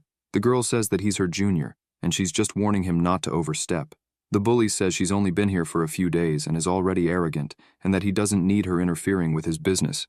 He squats down and asks what's in the box, wondering if it's some kind of treasure, asking her to let him take a look. But the protagonist places his hand on the box and asks if his parents didn't teach him not to touch other people's things. The big guy says that he's arrogant. His buddies say they should take a look at the treasure the kid has in the box, and that the boy is arrogant and they're going to teach him a lesson.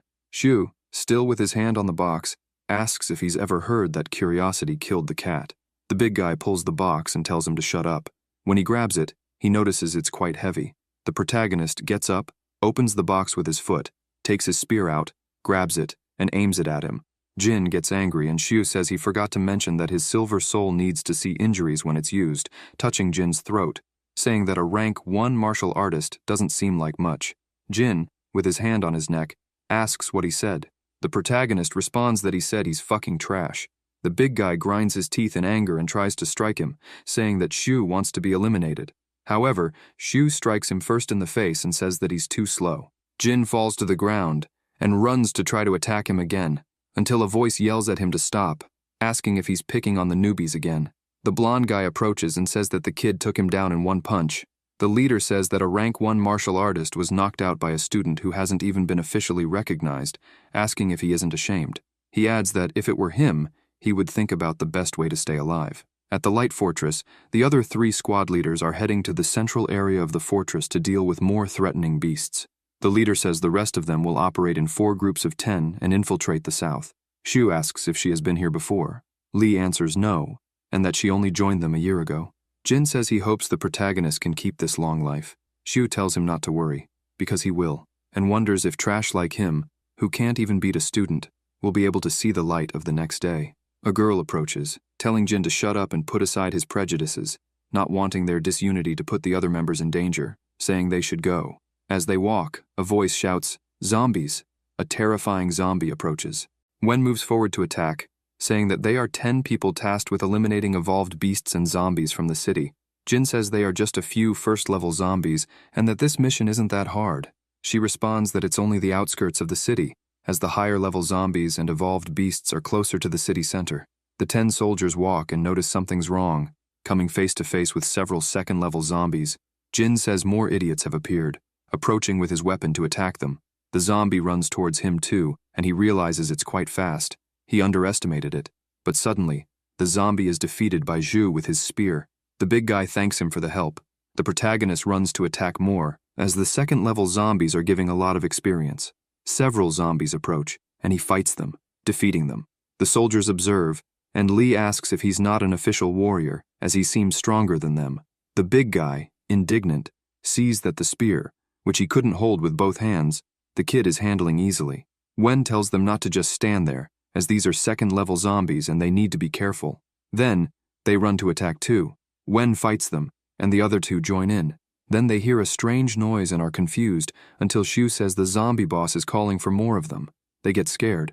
The zombies approach them to attack. Wen, with her weapon in hand, tells them to stay calm and not panic.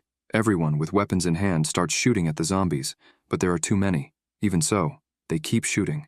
Shu gains experience points for defeating a few, showing his stats and noticing that his strength and speed have increased. More notifications come in saying that his combat power has increased, and he received the title of Level 1 Warrior, thinking, this is great, and that the Fury energy can only be used 3 times a day, with an 8-hour cooldown. The soldiers keep attacking the zombies. Wen says to prepare for close combat.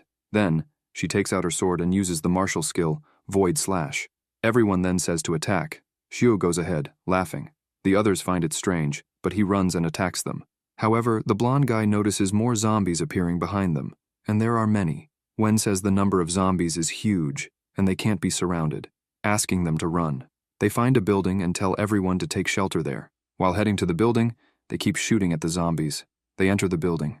Lee tells the captain and Shu to go quickly because there's a security door that can still be closed. Wen responds that if they run, they won't manage to close the door in time and tells Shu to go first, as she will hold off the zombies. The protagonist pushes her towards the door. She is confused, and he says that he doesn't have the habit of letting women protect him. The captain calls for him, but Jin grabs her arm, pulling her. Wen tells her to let go as the kid is in danger. The big guy asks her to look, and Shu is handling the zombies very well. He uses his martial skill, the 100 birds meeting the phoenix, causing several flames, and the zombies are burned, creating a massive explosion. They watch, mouths agape, asking what technique that is, so strong. Jin tells the kid to get inside quickly. The protagonist enters, and as they go to close the gate, he notices it's heavy, but they manage to close it. Then a strange noise starts, with zombies banging on the gate. Wen says there are too many zombies, and the gate won't hold.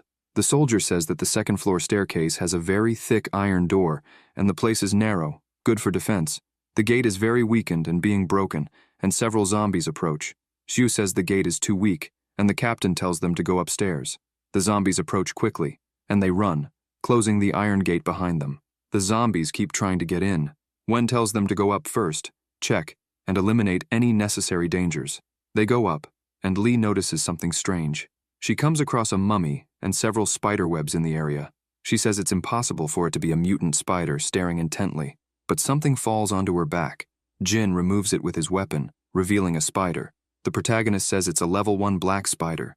The big guy says Li has a coffin mouth because whatever she says happens, and one says it looks like they've found a spider nest.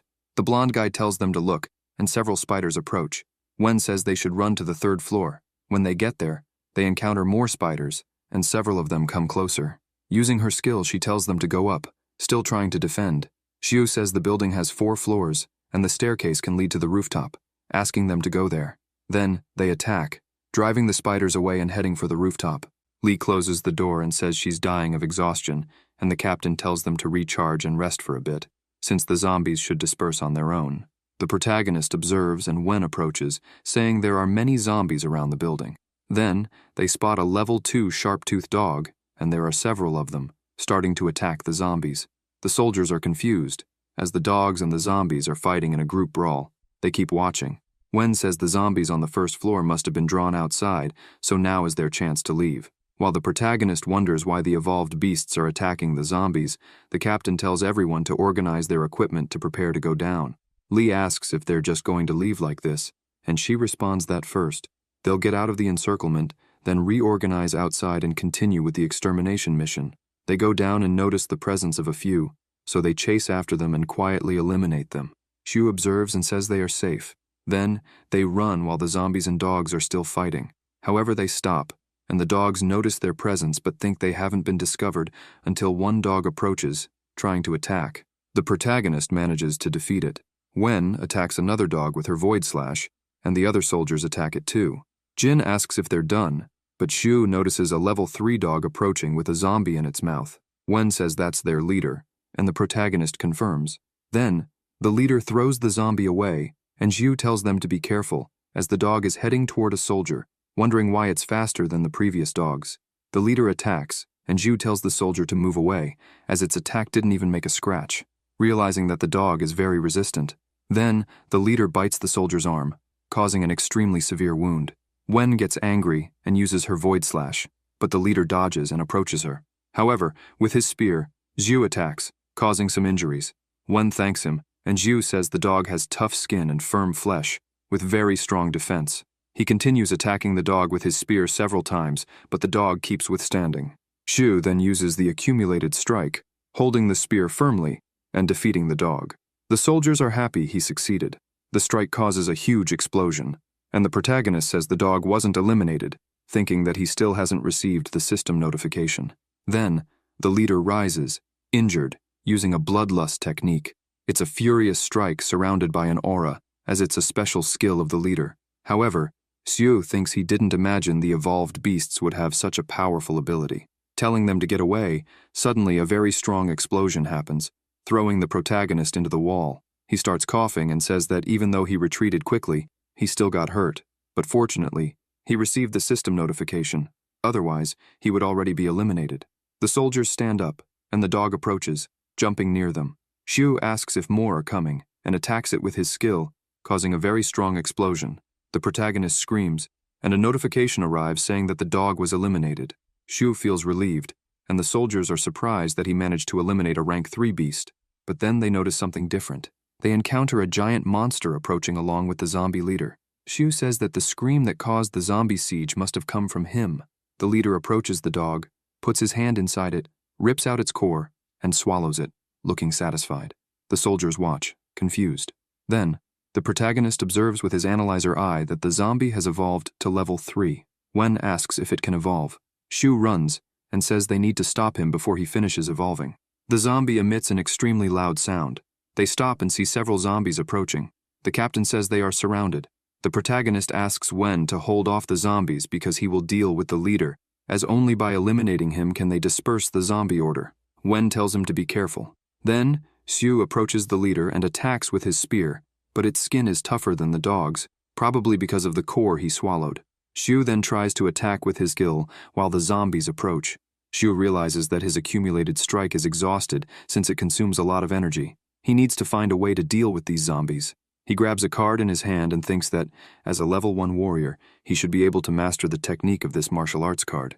Trying to use it, the soldiers watch and ask if he's crazy for trying to learn a technique now, with the zombies about to attack. He uses the silver martial art technique, launching them away, but says he was only able to perform 3 attacks, which is still too little. He tells himself to try again, and does so, but only manages 3 attacks, which isn't enough. He then manages 4 attacks, but it's still not enough. Jin says that not only does he learn martial arts skills in battle, but he understands them quickly.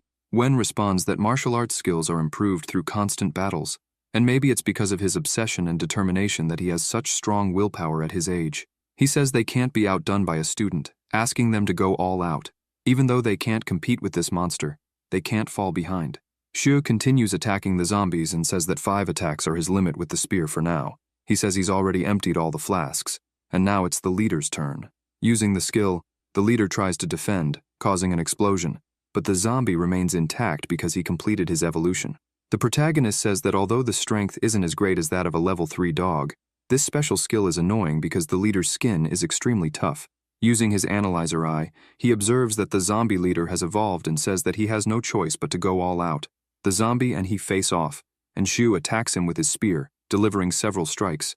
He says that if he doesn't defeat him quickly, the leader will keep calling more zombies. With no other choice, he tries the Fury Strike, taking on a terrifying aura. The soldiers are impressed by his aura, and Xu says that while the leader withstood the normal version of the rain, now he'll see him deal with the Fury version. Still attacking, the leader starts retreating, and Xu says it's working. Thinking that, entering a Fury state with improved abilities, he feels like he and the spear are one. Then, he uses his supreme skill with the spear, causing a storm-like explosion of petals. Wen, indignant, says that although it's just 1 strike, it's more than twice as strong as the 5 previous rapid strikes. An explosion is heard, and a notification arrives saying that he has eliminated the leader and leveled up to level 13, adding 13 strength points to his power. With his last effort, he finishes eliminating the rest of the zombies. Then, he strikes again, and several notifications arrive, saying that he has defeated them, showing the zombies lying on the ground. Jin comments that it's been a long time since he fought so intensely, and Li says that, if it weren't for Xu, they would all be eliminated by now, and thanks him. The protagonist replies that now they are all battle brothers. Wen asks if he used any medicine, as his strength suddenly increased. Xu says not to worry, he didn't take any medicine and that it was just one of his abilities. Wen says that during the fight, she was only able to inflict a few wounds on him, asking how his last strike was so strong. He replies that he doesn't know, but at that moment, he felt as if he became one with the spear. The captain asks if he has comprehended a supreme skill, and he is curious to know more. She explains that it is when you train and understand a technique so deeply that you can unleash its maximum power, and even the most basic skill can become as powerful as a silver skill if you comprehend the supreme skill. However, reaching a supreme skill is not easy, as it requires a deep understanding of the technique and a bit of luck. Hundreds of people train the same technique, but only a few will reach the supreme skill. Xu says that it's incredible because, if he truly comprehended the supreme skill, then he can use a power comparable to a supreme skill. The captain says that it's already getting dark, so they will spend the night on the roof of the building. At nightfall, they sit around the campfire, roasting the meat of the level 3 dog. The protagonist finds the meat delicious, and one says that he has no experience with expeditions, but the meat from these evolved beasts is tasty, and not contaminated or infected. Xu asks if the captain has ever heard of the sanctuary. She responds that he's probably referring to the Sanctuary Academy, and explains that it's a warrior academy that surpasses the 5 major academies, being the strongest of them all. The protagonist asks if the sanctuary is a university, and Wen says that the minimum requirement to enter is for a student to be at level 2 as a warrior. The blonde complains, saying that he is still at level 1. Xu remembers Luo and thinks that it's nothing. With the system, reaching level 2 is just a matter of time for him, and he can't wait to become a warrior and see the girl's expression. The soldiers walk, and the captain says that they need to clear the rest of the zombies and evolved beasts because they are truly finished. Li points and asks what that is, seeing beasts crawling on the wall. With his analyzer eye, the protagonist identifies them as rank 2 zombies. He says they're good at scaling rooftops. The big guy says that they're crawling like snails. They start shooting, and Shu asks them not to shoot recklessly. The shot almost hits the zombie, but it manages to dodge. Jin says that it barely avoided being hit in the vital spots. The protagonist responds that they are faster than they appear. Lin asks, if they are so fast, why do their movements seem slow? He answers that it's probably so their prey lowers their guard. The zombies notice their presence and approach. The captain asks them to be on guard, and the zombies run quickly. They keep shooting with their weapons, but as the zombies get closer, Wen orders them to eliminate them with their blades. She attacks with her strike, and the soldiers continue attacking. Suddenly, a zombie appears behind the blonde and attacks him. The captain calls his name and says that they are coming from above. They begin fighting non-stop. Shu tries to dodge and tells the captain that he suggests they retreat to an area with enclosed spaces so they can't be reached from the higher ground they have. She responds that it's a good idea and tells everyone to run and regroup in the area they passed through before. Still running, they stop in a forest and find themselves surrounded by zombies. The captain says that, if they don't want to be eliminated, now is the time to take a stand. They then run to attack. After a while of fighting, they manage to defeat them. Jin says that he can't believe they managed to eliminate so many zombies, and Lee says that she's sure that this is their last group. Tired, the protagonist drinks some water. Out of breath, he thinks that it was very exhausting, and if it weren't for the experience, he wouldn't even be bothering with it. Suddenly, an attack comes out of nowhere, but he blocks it and begins to retaliate, facing a boy who says that his reaction time is impressive. Shu asks who he is, and the boy responds that there's no need for someone on the verge of collapse to know his name. Wen asks what he's playing at, and if he dares lay a finger on a soldier of the Federation. The boy says that the protagonist is his target and that she has nothing to do with it, so she should get out of the way if she wants to live. The captain responds that he is a soldier of the Federation, and his act of aggression means he's antagonized the rest of the squad. The boy says she will be eliminated, shouting. She gets into an attack position, and the two begin to fight, causing an explosion that throws her back. The rest of the soldiers are concerned and ask how he dares lay a finger on their leader. The boy uses his ability, high-speed whirlwind. The soldiers are frightened by the aura. The protagonist observes and starts running. The boy calls him a coward, saying that he abandoned his comrades and ran, asking if he thinks he can escape him. He chases after Shu. Lin asks if this is ever going to end. Wen stands up and says they can't leave Shu alone with him. Jin asks what they're doing there, and if they can't do more since Shu is dominating the fight to avoid involving them. The captain grabs her sword and says it won't be solved if they just stand there, and that anyone who dares lay a finger on their squadmates will pay. The boy jumps in front of the protagonist and asks where he thinks he's going. Shu asks who said he was going to run away, and since there's no one to bother them, they can finish this. The boy, enraged, says that he's going to be eliminated, shouting. The protagonist asks if he was sent by the Tang family. The tough guy asks, so what? What if I return to the Tang family? Does it matter to anyone that I'll be eliminated soon? He replies that he's right about understanding the situation, but before that, he's going to teach him a short but useful lesson, attacking him with his spear. The boy thinks he was so fast and attacks, but Shu dodges, thinking that this flash of fighting spirit and bloodlust from the boy is enough to give him chills. He notices that the dodge was very unusual, wondering if it's some kind of rare skill. The protagonist grabs his spear, while the tough guy grabs his weapon, and they begin attacking each other. The boy tries to land a hit, but Shu dodges and attacks with his spear. However, both are quite agile and manage to dodge each other's attacks. The boy says that he didn't expect this and that Shu isn't so bad, but still not good enough. Then, he jumps and begins attacking with multiple blades. The protagonist thinks that there were so many attacks in one moment that he remembers his own ability, but some of them are illusions. Not all of them are real. The boy says that he's going to show what it's like to have power beyond measure, causing an extremely strong aura, followed by an explosion, going directly to attack the boy. But the boy uses his ability and attacks, pushing him into the wall and holding him there. He says that it's over for Shu. Shu responds that it's fine, satisfied. The boy steps back, shocked, because his abdomen has a severe wound, and says it's impossible since he knows he dodged 4 of the strikes. The protagonist responds that he always knew the boy was there from the start, thinking that the system notifies him, and it's not like he can turn it off. Pressed against the wall, he says that he's always been able to push up to 5 times and saves the last one just for himself. The boy says that's quite discreet, but is interrupted by Shu, who attacks him with his spear. A notification appears saying that he has eliminated a martial artist, and the system congratulates him for leveling up.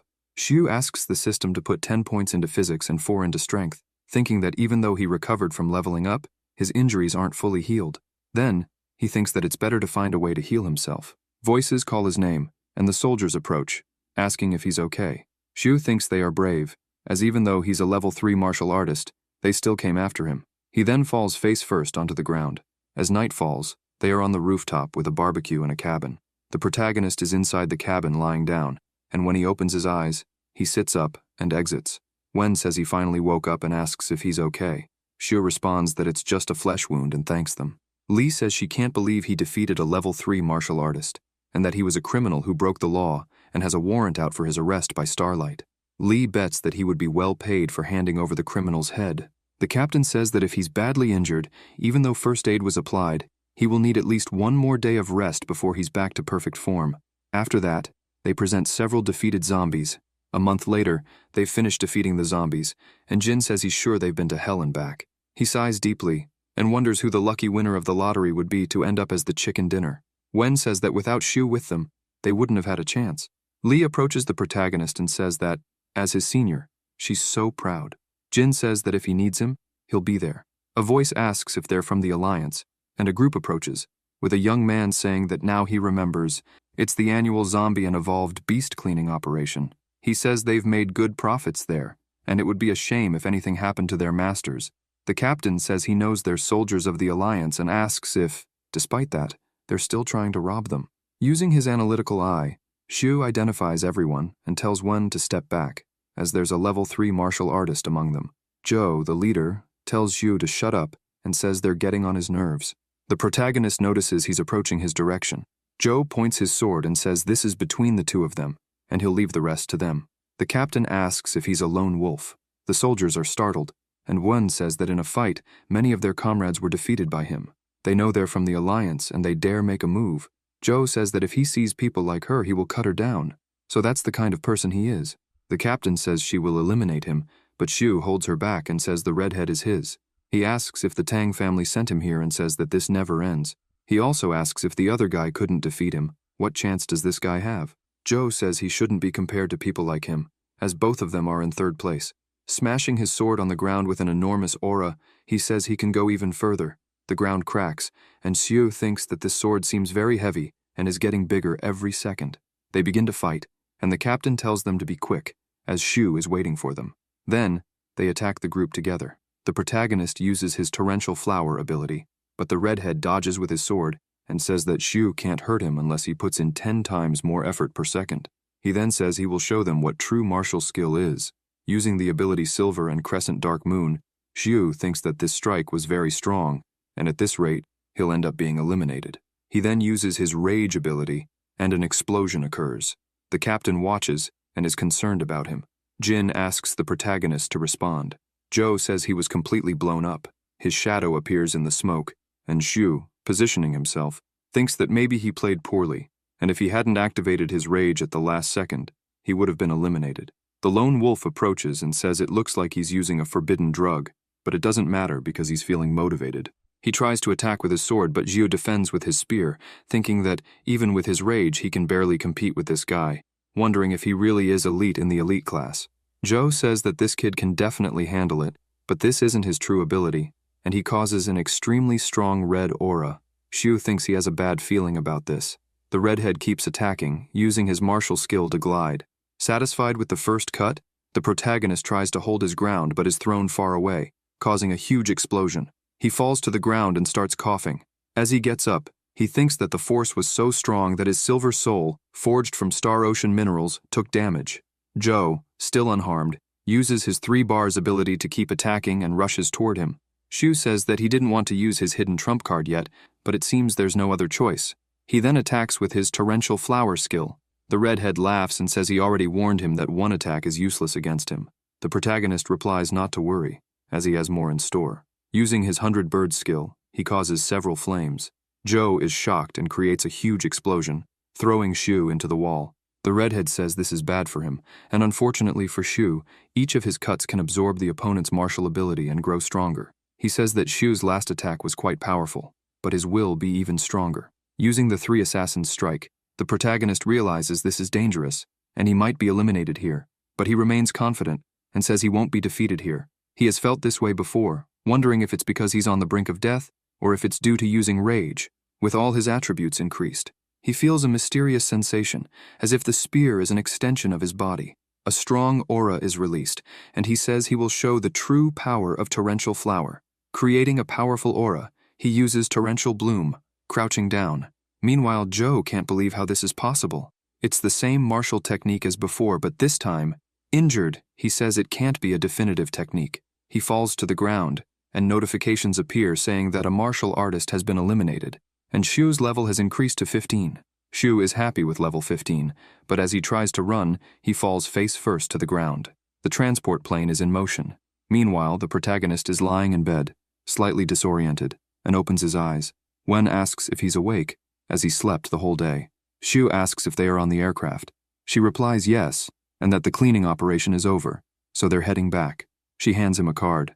The protagonist asks what it is, and the captain says that the card contains 3 million Alliance coins, as his reward for eliminating Joe. She also says she nominated him. Shu thanks her, and says he'll be able to fix his equipment now. She says she passed the money to him, and isn't even thinking about reimbursing him, calling him a cheapskate. The protagonist feels embarrassed and says it's all thanks to her, asking how he can repay the favor. Wen touches his hand and says she didn't give much to it. Moving closer, she asks if he's willing to pay with his body. He, flustered, responds that he's still a high school student and needs to focus on his studies. The captain steps back and says he's so clueless. To change the subject, Shu asks what day it is. She replies that it's the 12th and asks why. Shu gets up from the bed and says that today is the last day of the exam period, so he needs to hurry. She tells him not to worry, as it's 4 in the morning, and they will definitely make it in time. They arrive at the military academy's airport, and the leader announces the squads and the number of casualties and survivors. As they approach their squad, he thanks everyone for their hard work during the cleaning operation, and the superior said to award each of them a medal. Shu observes and thinks that he'll receive a military medal from the Federation, and each medal has a unique identification code. Having a medal brings all kinds of benefits in daily life, to the point that even the police have to be careful how they treat you. The chief approaches him and says that his performance in this operation was truly exceptional, and because of him, the squad's survival rate was the highest. He even eliminated a level 3 dog and 2 wanted criminals all by himself. The soldiers are surprised that Zhu was able to eliminate a 3 RD level martial artist. The captain praises him for his skill and strength, asking if he is interested in joining their army. The protagonist responds that he is hesitant to accept, but is still in high school, and plans to continue his studies and attend college. The captain laughs and says he had forgotten that Shu is just a student, but mentions that if he is interested in joining them after graduating from college, he would be welcome. Wen becomes interested in him, as he is concerned about his studies yet demonstrates the ability to defeat a rank 3 martial artist. Shu says goodbye with a hug to Li, and the captain asks if he isn't going to say goodbye to her. Then she hugs him and says, "Who would have imagined that a guy so fierce in battle would be so shy? You should visit us, no matter how your status may change in the future. Don't forget the comrades who fought by your side until the end." Meanwhile, at the academy, the end-of-term competition is underway. The announcer welcomes the 20 participants to the arenas. The professor thinks that the protagonist hasn't arrived yet, and worries that if he doesn't participate, he will be expelled. Yang asks where he went to train, as it has been a while since he left and hasn't returned. Luo suggests waiting a little longer while they watch the fight. One student is thrown out of the arena, and the medical team rushes to help him. The announcer announces the winner, Tian, who easily defeated his opponent Liang, ranked 98th in the Academy's power ranking. The students in the stands discuss how Tian trained in the Path of Demise, a place with a 90% mortality rate. Then, the announcer calls out for the next participant, Shu, asking him to enter Arena 15. The professor grows more concerned as he hasn't arrived yet. The announcer asks if Shu is at the location. Meanwhile, his opponent, Chen, wonders how strong this guy really is. The announcer says that if Shu doesn't enter Arena 15 within the next 10 seconds, he will be disqualified. Shu responds that there's no need for that, and leaps, landing in the arena. The professor is relieved that he has arrived. Yang comments that Shu is always late, but always makes a dramatic entrance. Zhang mentions that it's been a month since he last saw him, and notes that he seems stronger now. Tian watches and asks if Shu wasn't eliminated by the Fortress of Light, and says that this is perfect, because now he can defeat him with his own hands. The announcer announces that the battle is about to begin. Chen approaches Yu and asks if he is the trash from Class 29, telling him not to think he got lucky defeating Tian because the same thing will happen to him. Shu shows his pinky finger and says that Chen isn't even in the top 100 of the ranking, and that weaklings like him aren't worth the effort. Chen gets angry. The announcer signals for the match to begin. Chen, weapon in hand, approaches to attack, but Shu easily blocks. Chen is outraged by this. With a kick, Shu knocks him down and says that he doesn't even need a weapon to defeat him. Lying on the ground, Chen wipes his mouth and curses. He gets up and attacks with his martial skill, but Shu says it's his turn now and uses his explosive crack skill, causing a small explosion. Chen wonders how Shu's punches are so powerful and says that this can't be. Someone like him underestimated him. Then, Chen attacks again with his silver martial skill, 3,000 high steps. The people in the stands are impressed by this special skill, as Shu forced Chen to use a skill that drains his stamina, while Shu is still fighting barehanded. The protagonist thinks to himself that he is enjoying his martial skills, as they consist of 9 forms, and he easily dodges them, charging his rage meter. Since there's only 1 or 2 matches per day, the cooldown time isn't a problem. Shu then attacks with his explosive fist skill. Chen doesn't know how to react and is hit, thrown to the ground again. The announcer declares Shu as the winner. The professor is astonished, as Shu defeated someone ranked 150th with bare hands. After the protagonist exits the arena, people gather around to congratulate him. Yang asks where he was the whole month and why he didn't take him along to train. Zhu responds that he went to a dangerous place and bringing Yang would only slow him down. The redhead jumps on him and starts teasing, asking what he just said, and the professor laughs. Then, Shu is observing the system, as after defeating Zhou, he couldn't check his stats after leveling up. He notices that he has unlocked the skill, Feign, which can hide his energy flow and make him appear as an ordinary person, distracting others. He also unlocked a genetic lock. He thinks he didn't expect so many updates, and that this Feign skill is clearly meant to deceive opponents, making them think he's weaker than he actually is. Additionally, he has finally unlocked a genetic lock.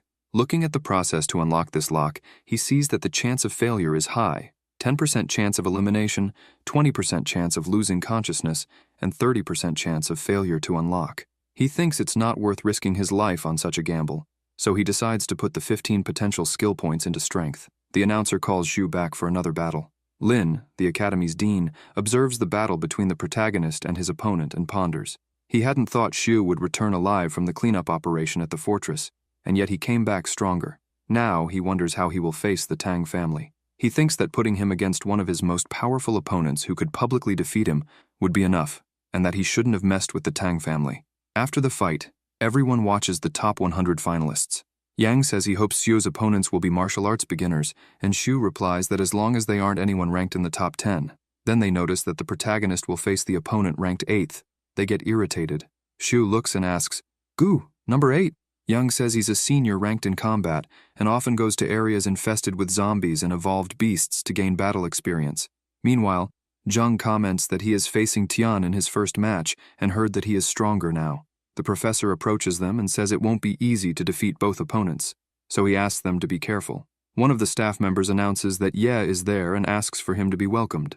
Ye greets them, and the staff member comments that he arrived earlier than expected, asking if he is eager to see the strength of his students. Ye asks Li to bring the record of his best students. The man says he's in no hurry, and is more interested in the top 100 competition, suggesting they watch the matches first. The announcer then calls participants Zhang and Tian to Arena 15. Tian asks if Zhang is from Class 29, and Zhang responds yes, acknowledging that Tian is strong, but he won't admit defeat easily. The blonde replies that there's no need for Zhang to admit defeat, as he will simply eliminate everyone from Class 29. Zhang challenges Tian to try, attacking him with his sword, but Tian dodges and grabs his arm, dislocating it and knocking the sword out of his hand. Stepping on Zhang's back and holding his arm, Tian says it's not over yet, and that he will break all of Zhang's limbs. Then a voice tells him to stop. Xu approaches and attacks Tian, saying the problem is with him, and that Tian shouldn't hurt his comrade. Tian replies not to worry, as he will destroy Xu the next time they face each other, and Xu will feel extreme pain as he slowly defeats him. The protagonist remembers who tried to eliminate him, and says he has scores to settle with him as well. When the time comes, it won't even matter if it's Tian's father, because he'll make Tian beg for his life. The announcer asks which class Xu is from, reminding him that interrupting a match is not allowed. Xu asks if, as a professor, he would just watch a student get beaten until they are eliminated. The announcer gets angry and says that since neither side has admitted defeat, the match is not over yet, and asks for Zhang to be taken to the doctor. The nurse asks Shu to take Zhang to the stretcher, and the announcer announces Tian as the winner. The protagonist asks why he hasn't seen the doctor in the past few days. She replies that he must have missed her, and since the competition is today, things were bound to get intense. She was worried about him, and came in case anything happened. Lying on the stretcher, Zhang raises his hand, his eyes filled with tears, and says he can't accept this, as the thought of being defeated with a single strike is unbearable. He warns Yu to be careful when facing him again. Yu says he will teach him a lesson. The announcer then calls Yu and Gu to enter Arena 9. The protagonist says it's his turn and walks over. People around him wish him good luck, and as he walks, he finds his opponent already in the arena. The dean observes the match. Once in the arena, Gu asks if Shu is the infamous one. Using his analyzer eye, Shu notes that Gu reached rank 2 at only 18 years old, and his overall strength is similar to Zhou's. He realizes it's no wonder Gu is ranked 4th in the entire academy. The announcer says to start. Without hesitation, Gu moves forward with his weapon and strikes the ground, making it crack. The arena floor is made of a special stone with steel-like hardness, and the protagonist wonders how Gu managed to make a hole with just one blow. Still holding the hammer over the ground, Gu says that no matter how fast Shu is, he won't be able to avoid having his head crushed by the hammer. He promises a painless elimination. The announcer narrates that this was a fierce strike and asks if Lin will be able to keep his position. Yang asks if Shu is going against Gu, and says it's a death sentence. The nurse tells him to shut up, and Yang flips him off. The redhead responds that anyone with eyes can clearly see Shu is going to lose, and if he wins, he'll eat the arena. The doctor says he won't be able to take back his words later. Gu raises his hammer to strike again, but Zhu dodges, and the hammer hits the ground once more. Shu uses his spear, and the large man says he's weak, asking if he hasn't eaten or something. Shu observes and thinks he didn't expect Gu's brute strength to be so overwhelming, wondering if rage is his only option, but he realizes the skill's cooldown is long, and the top 100 competition has just started, so he decides to save the skill as a last resort. Gu asks if that's all Shu knows how to do, and tells him to just accept defeat. Then, the protagonist uses his torrential flower skill. The large man is outraged and defends, but is wounded by the spear. The redhead gets angry upon seeing Gu injured. The nurse observes with satisfaction and asks if Zhu has figured out how to put the whole arena in his mouth. The redhead says Gu hasn't fought seriously yet. Gu laughs, turns with his hand on his shoulder, and says it wasn't too bad but is getting fun, and now it's time to take it seriously. He raises his hammer and uses his skill, releasing a massive aura. Gathering origin energy, Lin is alarmed, and a terrifying explosion occurs. Still attacking, Gu uses his mountain coercion skill. Shu thinks the hammer is emitting powerful waves of origin energy. Unable to move, he realizes there's no way to dodge, so he decides to give it his all. He then uses his homage to 1,000 birds and torrential flower skills. The announcer asks what technique that was, and the staff member suggests it might have been a combination of 2 skills. Ye is impressed and says that thinking the boy can use his martial skills like this.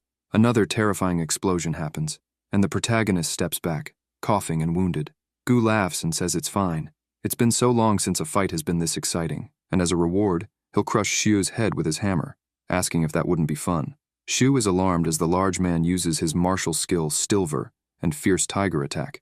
The redhead watches and says that Gu has finally used the elimination attack. The nurse screams for Lin to leave the ring.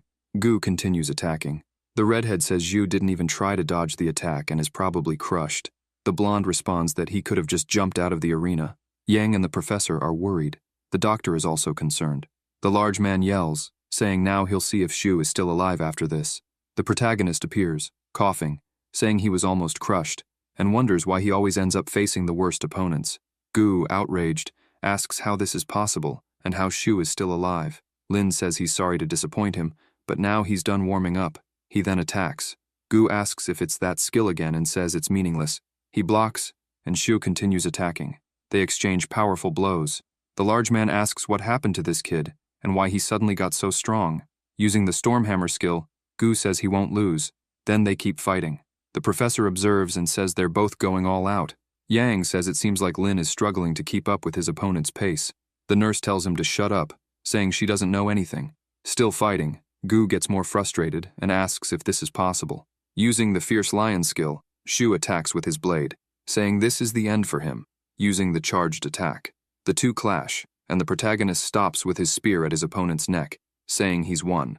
Yang cheers happily for his friend, and the nurse asks the redhead how he would like to eat the arena, asking if he prefers it raw, fried, or steamed. The dean stands up, thinking he can't believe Lin won. The announcer raises Xu's arm, and people start chanting his name. Gu, injured, gets up and throws a pocket bomb. Then, he gets scared, causing an extremely strong explosion. The large man falls and laughs, saying that for sure, that eliminated him, and that it serves him right. But Xu is protected by Mr. Ye with a shield. It was a high-level technique that uses spherical origin energy, and only martial artists of level 6 or above can release origin energy within their bodies and use it to create a shield that protects them from any attack. Ye asks if Xu is hurt. He wonders if this old man is a high-level martial artist and answers that he's fine and thanks him. Mr. Ye says he's happy to see him okay and encourages him to keep up the good work because he sees potential in him. He then tells Gu that he knows he wants to win at all costs, but using underhanded techniques against his peers is crossing the line. The dean approaches and asks if Ye is all right.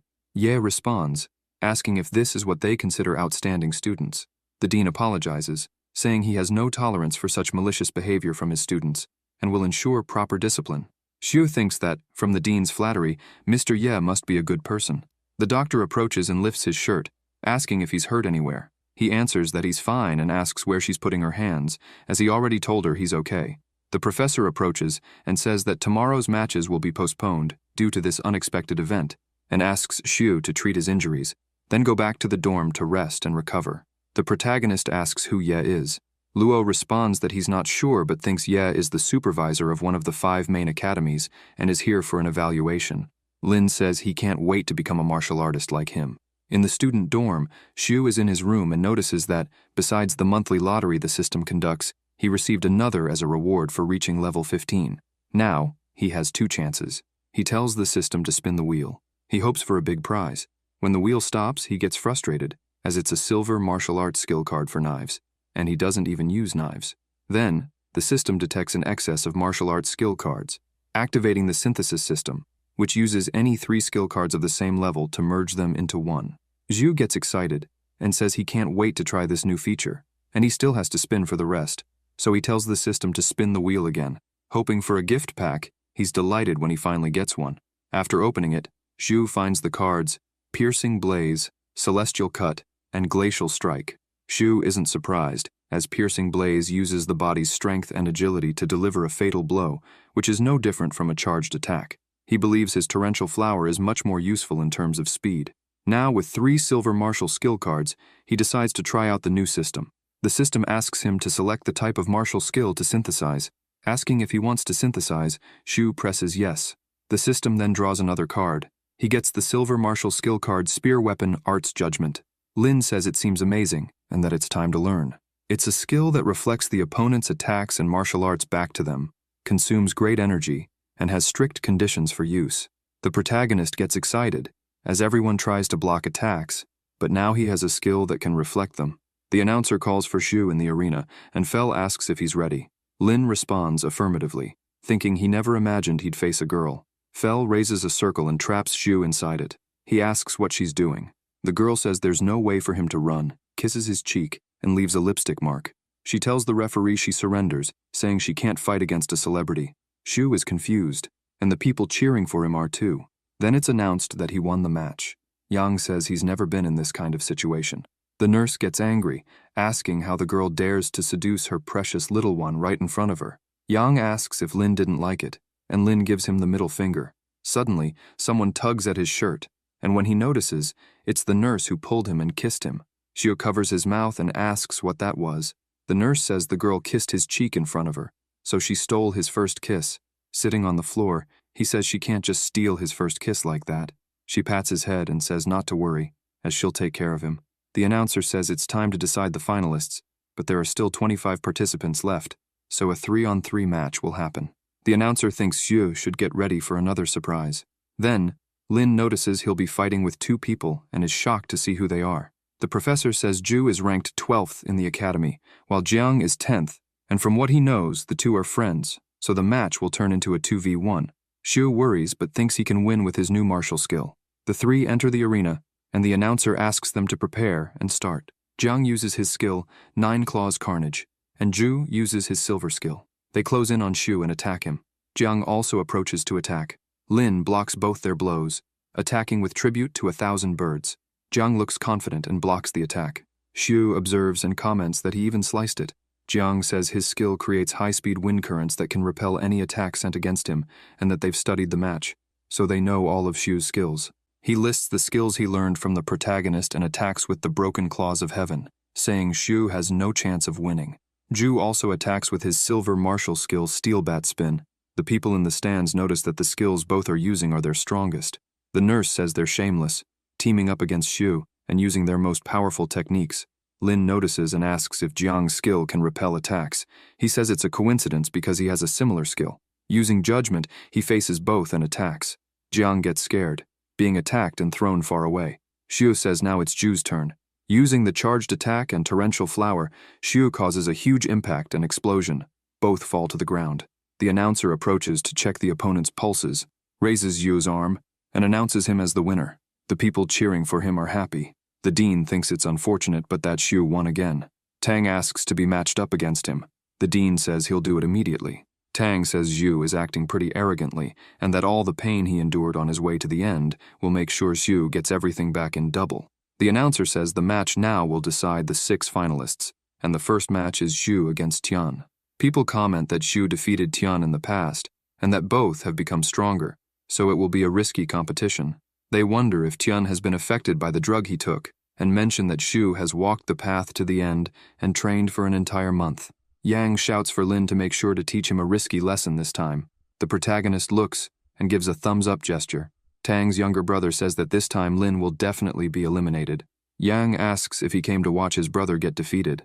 Tang's brother gets upset and says they can't imagine the suffering his brother endured on the path, and that he did all of that to defeat Xu. Tian, in the arena, says that time flies, and he's here again, facing him.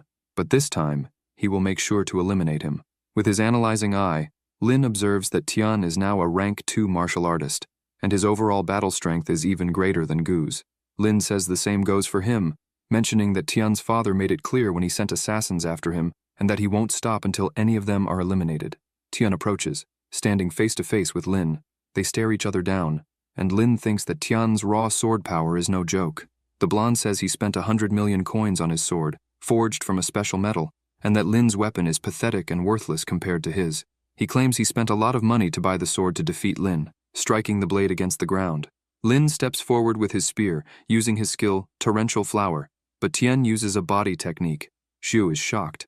Yang asks the professor if it's a body technique, and he responds that it's impossible, that one would need to be a rank 3 martial artist to practice such a skill. Tang's brother asks who said it's impossible and warns that Lin better be prepared for a funeral. Tian uses his skill, Earth Split Slice, attacking Lin, and says he still has one more attack. He attacks again with Explosive Fist, pushing Lin and causing severe injuries. Lin thinks that Tian's Explosive Fist is much stronger than last time, and that, now being able to use body techniques, it means he's likely met the criteria to become a rank 3 martial artist. Lin can't even use Rage yet because of the cooldown, so he needs to come up with another way to win the match. Tian approaches and says that Lin is as weak as always, while the protagonist tries to think. Using his skill tribute to 100 birds, Lin asks if Tian still thinks he's afraid of that martial skill. Using more skills, Tian says he not only spent money on his sword, but also on various skill cards, all to find the perfect attack against Lin. Attacking with Cloudburst Torrent and then Traction, he creates multiple flames, dissipating Xu's attack. The people in the stands are shocked. The protagonist thinks that this is his second encounter with a skill that can neutralize tribute to 1,000 birds. Telling him to try again, he asserts that Tian won't be able to do the same with the next attack. Using Torrential Flower along with tribute to 1,000 birds, Lin prepares. Tian says he's welcome to try, attacking again with Torrential Torrent. The two fight intensely, creating a terrifying aura, and soon after, an explosion. But Lin notices that Tian really did dissipate the attack. The blonde laughs and says that now it's his turn. He steps forward, using bloody flames. The protagonist tries to defend with judgment, but his spear breaks and falls to the ground. The people get worried. Xiu notices he couldn't reflect the martial skill with judgment, and this only happens when there's a huge gap in strength. Without thinking twice, Tian rushes forward, attacking with his sword. But Lin blocks with the charged attack, counterattacking and throwing Tian back. Tian says he shouldn't have dodged his sword, and that he would have been eliminated without pain in a single strike. Punching Lin in the face, he says he's going to crush every bone in his body. Using the technique again, Xiu tries to block. People in the stands tell him to give up. Lin says no, that he will never admit defeat, while being attacked by multiple punches to his face. The crowd is shocked, and the announcer tells the blonde to stop, asking if he doesn't see that Lin is already unconscious. Tian steps back and says he'll let him go this time because there are too many people watching, and he can't be eliminated yet, but he's definitely crippled. Lying on the ground, Xiu thinks this is so humiliating. Then he looks at the system and thinks about unlocking the genetic block, even though his chances are slim. He says that to take revenge on the Tang family, he's willing to risk it. Then, all of Lin's attributes are increased, and the system congratulates him for unlocking it, leveling him up to a rank 2 martial artist. The announcer says Tian is the winner, but the people in the stands raise their hands, indicating that Lin is moving. Then, the protagonist gets up, thinking that it feels like every cell in his body is explosively active, and this feels really good. Ye watches and thinks it's interesting because he didn't use any drugs, and there were no fluctuations in terms of martial arts. Before, he was useless, and now he can fight against someone who is almost a rank 3 martial artist. The announcer can't believe it, and Tian says he's full of tricks. Xiu rushes forward to attack his opponent. Tian says his explosive pulse is not afraid of him and attacks, but Lin's strike is stronger, injuring his arm. The blonde asks how he can be so powerful, but Tian's arm starts to disintegrate, revealing iron instead of bones. The protagonist asks if his arm is part robot. The blonde responds that it's because of him that he became half robot, half human. To cultivate, he went to the path and lost all his limbs to a monster there, having to become a kind of cyborg to survive. Although this transformation gives him power equivalent to a rank 3 martial artist, that's his limit, and in this life, he can't get any stronger, and that's all thanks to him, as he approaches to attack again. Lin strikes him in the abdomen and says he's only to blame for himself because he simply isn't as skilled as the others. Tian is thrown back, without his robotic arm. The blonde thinks it happened so fast, and he's attacked again with several strikes. Yang shouts for him to beat him until the end. Tang's younger brother shouts for him to stop. Xiu continues attacking with multiple punches, causing injuries, and still relentlessly continues attacking. The announcer tells him to stop since Tian is already unconscious. The protagonist lets go of him and steps back. The announcer raises Lin's arm and declares him the winner. The nurse says that it happened that he was defeated twice. Tang's brother says Tian demonstrated the power of a rank 3 martial artist, but his opponent is too strong. The dean is in disbelief. Ye says that's exactly it. Tian, with his hand in his pocket, stands up and pulls out a syringe. Running up behind Lin, Xiu grabs his arm, and the announcer tells him it's over and asks what he has in his hand. Tian responds that it's a gift he brought back from the path to the end, especially for him, a virus, and that just one drop is enough to turn him into a zombie. The announcer orders him to stop right now, as he's breaking the law. The blonde laughs and says that his goal is to turn Lin into a zombie.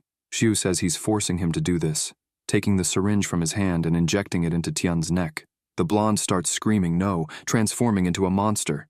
Then, Xiu grabs the blade of his spear with his foot and kicks it, defeating him. Tang's younger brother shouts no. A voice approaches, saying to return the life of their little Tian. Lin looks up and finds Bai attacking him, but the protagonist dodges. Bai asks if he's dodging, but Ye appears and calls him reckless, attacking him. When Ye moves closer, the senior prevents him. Bai wonders if Ye is a rank 6, and when did they have a rank 6 in the city. He says he will take Lin to the police station because he eliminated his son, and asks him not to interfere. Ye disagrees, saying that from what he saw, it was Zhu eliminating a corpse that had already mutated, for the safety of the academy, and asks if it's illegal to eliminate zombies. Bai stays quiet, and his servant approaches, asking to take Tian's body back. The man says that to prevent the spread of the virus, before the police confirm the situation, doing whatever they want with corpses that turn into zombies is not allowed. Bai just watches. The director arrives and says that this incident happened at the academy, but he can take the body and wait a bit under the stage. When the police arrive to confirm things, they can take it. Xiu thanks him. Ye says it's just a courtesy, as he didn't do anything wrong, and if anyone wants to embarrass him with this matter, they'll have to go through him first. Bai watches, furious. The director and the dean observe. In the Federal Army, people are watching the Academy's broadcast and its students. The soldiers say that he eliminated the young master of the Tang family after returning, but even if it's the family's fault, given their influence and power, they will definitely take action.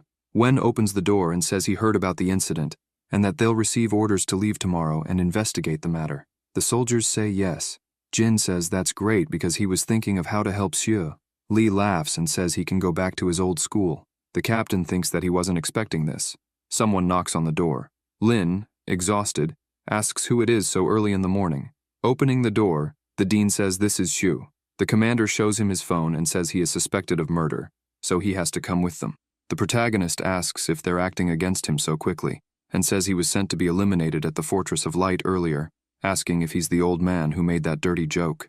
The dean calls him impudent as a student, and asks if this is how he speaks to a teacher. He says that a loser like him deserves to be arrested. Xu calls him an old bastard and says he doesn't deserve to be called a teacher. The investigator tells him to stop wasting breath on him and just arrest him and take him away. Lin says he received a star medal and doesn't believe he has the right to arrest him. If they want to arrest him, the federal army should be the ones to do it. The investigator looks at him, indignant. They speak quietly among themselves, and the dean tells them not to listen to the nonsense from that piece of garbage. Since he's a high school student, there's no way he has a star medal, asking them to take him away. Xu says they better think about the consequences. The army transports position themselves. The soldiers enter the dormitory, and the captain calls him shameless. The dean is confused. She asks how he dares to do this to a federal soldier with a star medal, telling them to take everyone away. The dean is puzzled. The soldiers position their weapons. The dean asks what's going on, and the investigator says he's also doing business. Xu tells him not to say he wasn't warned. The captain says they contacted their superiors, and if it's not abuse of power, of course they'll let him go. She touches Lin's shoulder and says they've met again. Jin asks how it's going and says they arrived at the perfect time. Lee laughs and says the instructor sent them as soon as they saw the news and knew the Tung family would cause trouble. The professor says that even though it's not his fault, the Tung family is one of the main shareholders of the school, and under their pressure, the school will still punish him for what happened yesterday. Xu asks what kind of punishment. The professor says he was also notified this morning and hands him an envelope, as the school believes that even though the needle had the virus, he deliberately injected it into Tian's body, causing a mutation. So, the school is expelling him. Lin grabs the envelope, enraged, and curses at them. Luo apologizes and says that, as a teacher, he cannot bear this burden and cannot do anything about it, but he is friends with teachers from another school and will see if he can help arrange a transfer. The protagonist, discouraged, thanks him for his help and says that if a student is expelled, transferring to another school is a problem. The captain says there's no need to stay there, and that the instructor asked them to come earlier to formally invite him to join the federal army. Xu says that's right, since he won't be able to finish his last year of school, so he won't be able to go to university. In that case, it's better to join the federal army and eliminate zombies with his partners. Ye approaches and says not necessarily. He says Xu can also choose not to join the federal army, and now, he can go to their school, handing him a piece of paper. The captain says under her breath that she can't believe the old man stole him. Jin says she should hold back as he seems quite powerful, and Lee whispers too.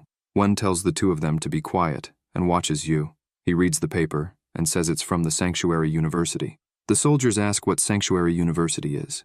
Ye says it's responsible for the university's special admissions office and is always looking for talented students to offer special admissions. Since he observed Lin, his talents fully meet the university's requirements. The protagonist says he's already been expelled. The senior says the reason Sanctuary University has special admissions offices is that it has the right to offer special admissions. He doesn't need to attend the National College Entrance Exam. As with his ability, he doesn't even need to attend the last day of high school. Lin is happy and says he'll definitely go. While reading the admission letter, he thinks being expelled was a blessing in disguise, as he never imagined he would become a student of Sanctuary. He remembers Luo and thinks he never imagined they would meet so soon. He asks for the university's address, since he already searched the location on Google, and the admission letter doesn't mention anything either. Yi says he should go to the end of the path of the end, and there will be someone to guide him to Sanctuary University. The soldiers are shocked. The path of the end doesn't refer to a road, but to an area. This place has enormous zombies and high-level evolved creatures, and it's known as one of the most dangerous areas on the planet. It is also said that some of the strongest rank 10 evolved creatures are there. There are also the remains of several mysterious labs that were left behind during the war. Ye asks if he's scared. Xu replies that he's just a little excited, thinking there's nothing scary about the path of the end because the more zombies and beasts there are, the more EXP he will gain. The senior pats him on the shoulder and asks what he plans for the future. Xu says he needs to get his martial artist license and then report to the university. Ye says he'll have many benefits for his development. He wishes him good luck. People congratulate him for becoming a student of Sanctuary University. He thanks them. The captain asks why they don't have some drinks to celebrate. Xu calls the professor to come along, and he asks if he can bring some friends. Lin says the more the better. The nurse, drinking, says she wishes the best for little Xu. Everyone says cheers and toasts. The doctor pulls him aside and says not to worry. because when he settles at the university, she'll accompany him. Fel says she'll definitely help him rank up quickly and enter the university early. Yang says he's a role model for his generation because when a girl and a lowly are interested in him, and when, by his side, pretending to be an older sister, can barely wait to go with Lin, just from looking into her eyes. The captain throws some hot food at his head and says that if he doesn't stop talking nonsense, she'll send someone to beat him until he looks like a pig. She stands up and says that's enough, asking when Shu is going to the Black Sea City. Approaching the protagonist, she asks if he wants her to take him there as she drives very well. The doctor glares at her angrily. Shu, feeling suffocated, says he doesn't need it, as he plans to walk there alone and also gain EXP along the way. He says he has to get stronger. On the edge of the City of Bright Stars, the protagonist walks through the forest, sighing and saying that the silver spear broke into several pieces and can't be repaired. He can only temporarily buy a spear in case of emergency. Later, when he gets his license, he will be able to purchase powerful weapons from the Federation's website. The plants sway. Lin thinks there's something around, as he senses the breath of zombies or evolved creatures, so they must be martial artists. He wonders if people are already gaining EXP, until something tries to attack him from behind. He dodges, counterattacking with his explosive fist ability, which cracks, sending the martial artist crashing into a tree. The martial artist is impressed, and the other two approach to attack Shu. The boy says he can't escape this time. The protagonist asks if that depends on him and attacks, throwing him to the ground. The redhead says he's obviously weak and asks why he's so frighteningly strong.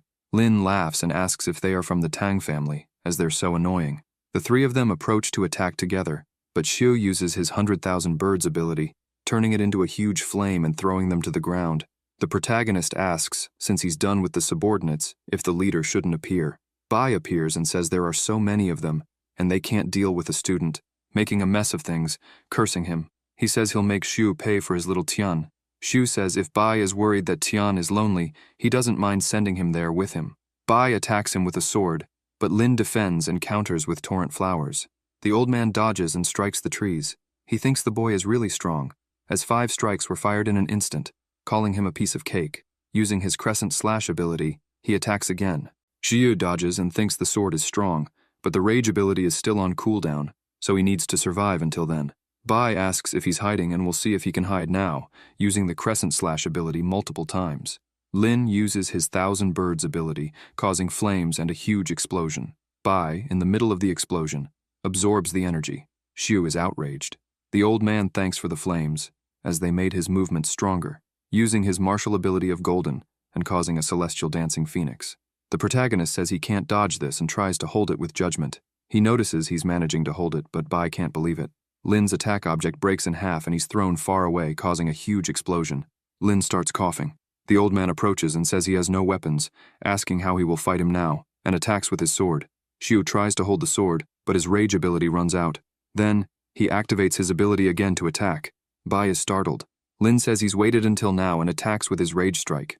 The old man wonders why Lin's aura has gotten stronger, thinking he didn't see him take any medicine and didn't sense any specific fluctuation in his arts. Bai is attacked and thrown far away, injured. Shu approaches and picks up the fallen sword, saying that it's not so bad. The old man says he can't be eliminated, as he's the leader, and his family won't let him off. Lin says the Tang family never had his radar, asking if Bai knows the reason he's leaving the academy. He says it's because he received an admission letter from the university. Bai asks if he wasn't expelled, and the protagonist replies that, in the future, he won't be like the Tang family. Then, he eliminates him with the sword, receiving an EXP notification. Tired and relieved, Lin says it's finally over. As expected, the old man was about to reach rank 4, and if he hadn't used rage, he could have been defeated. If you enjoyed this video, subscribe to the channel, hit the bell icon, and like the video. Thank you.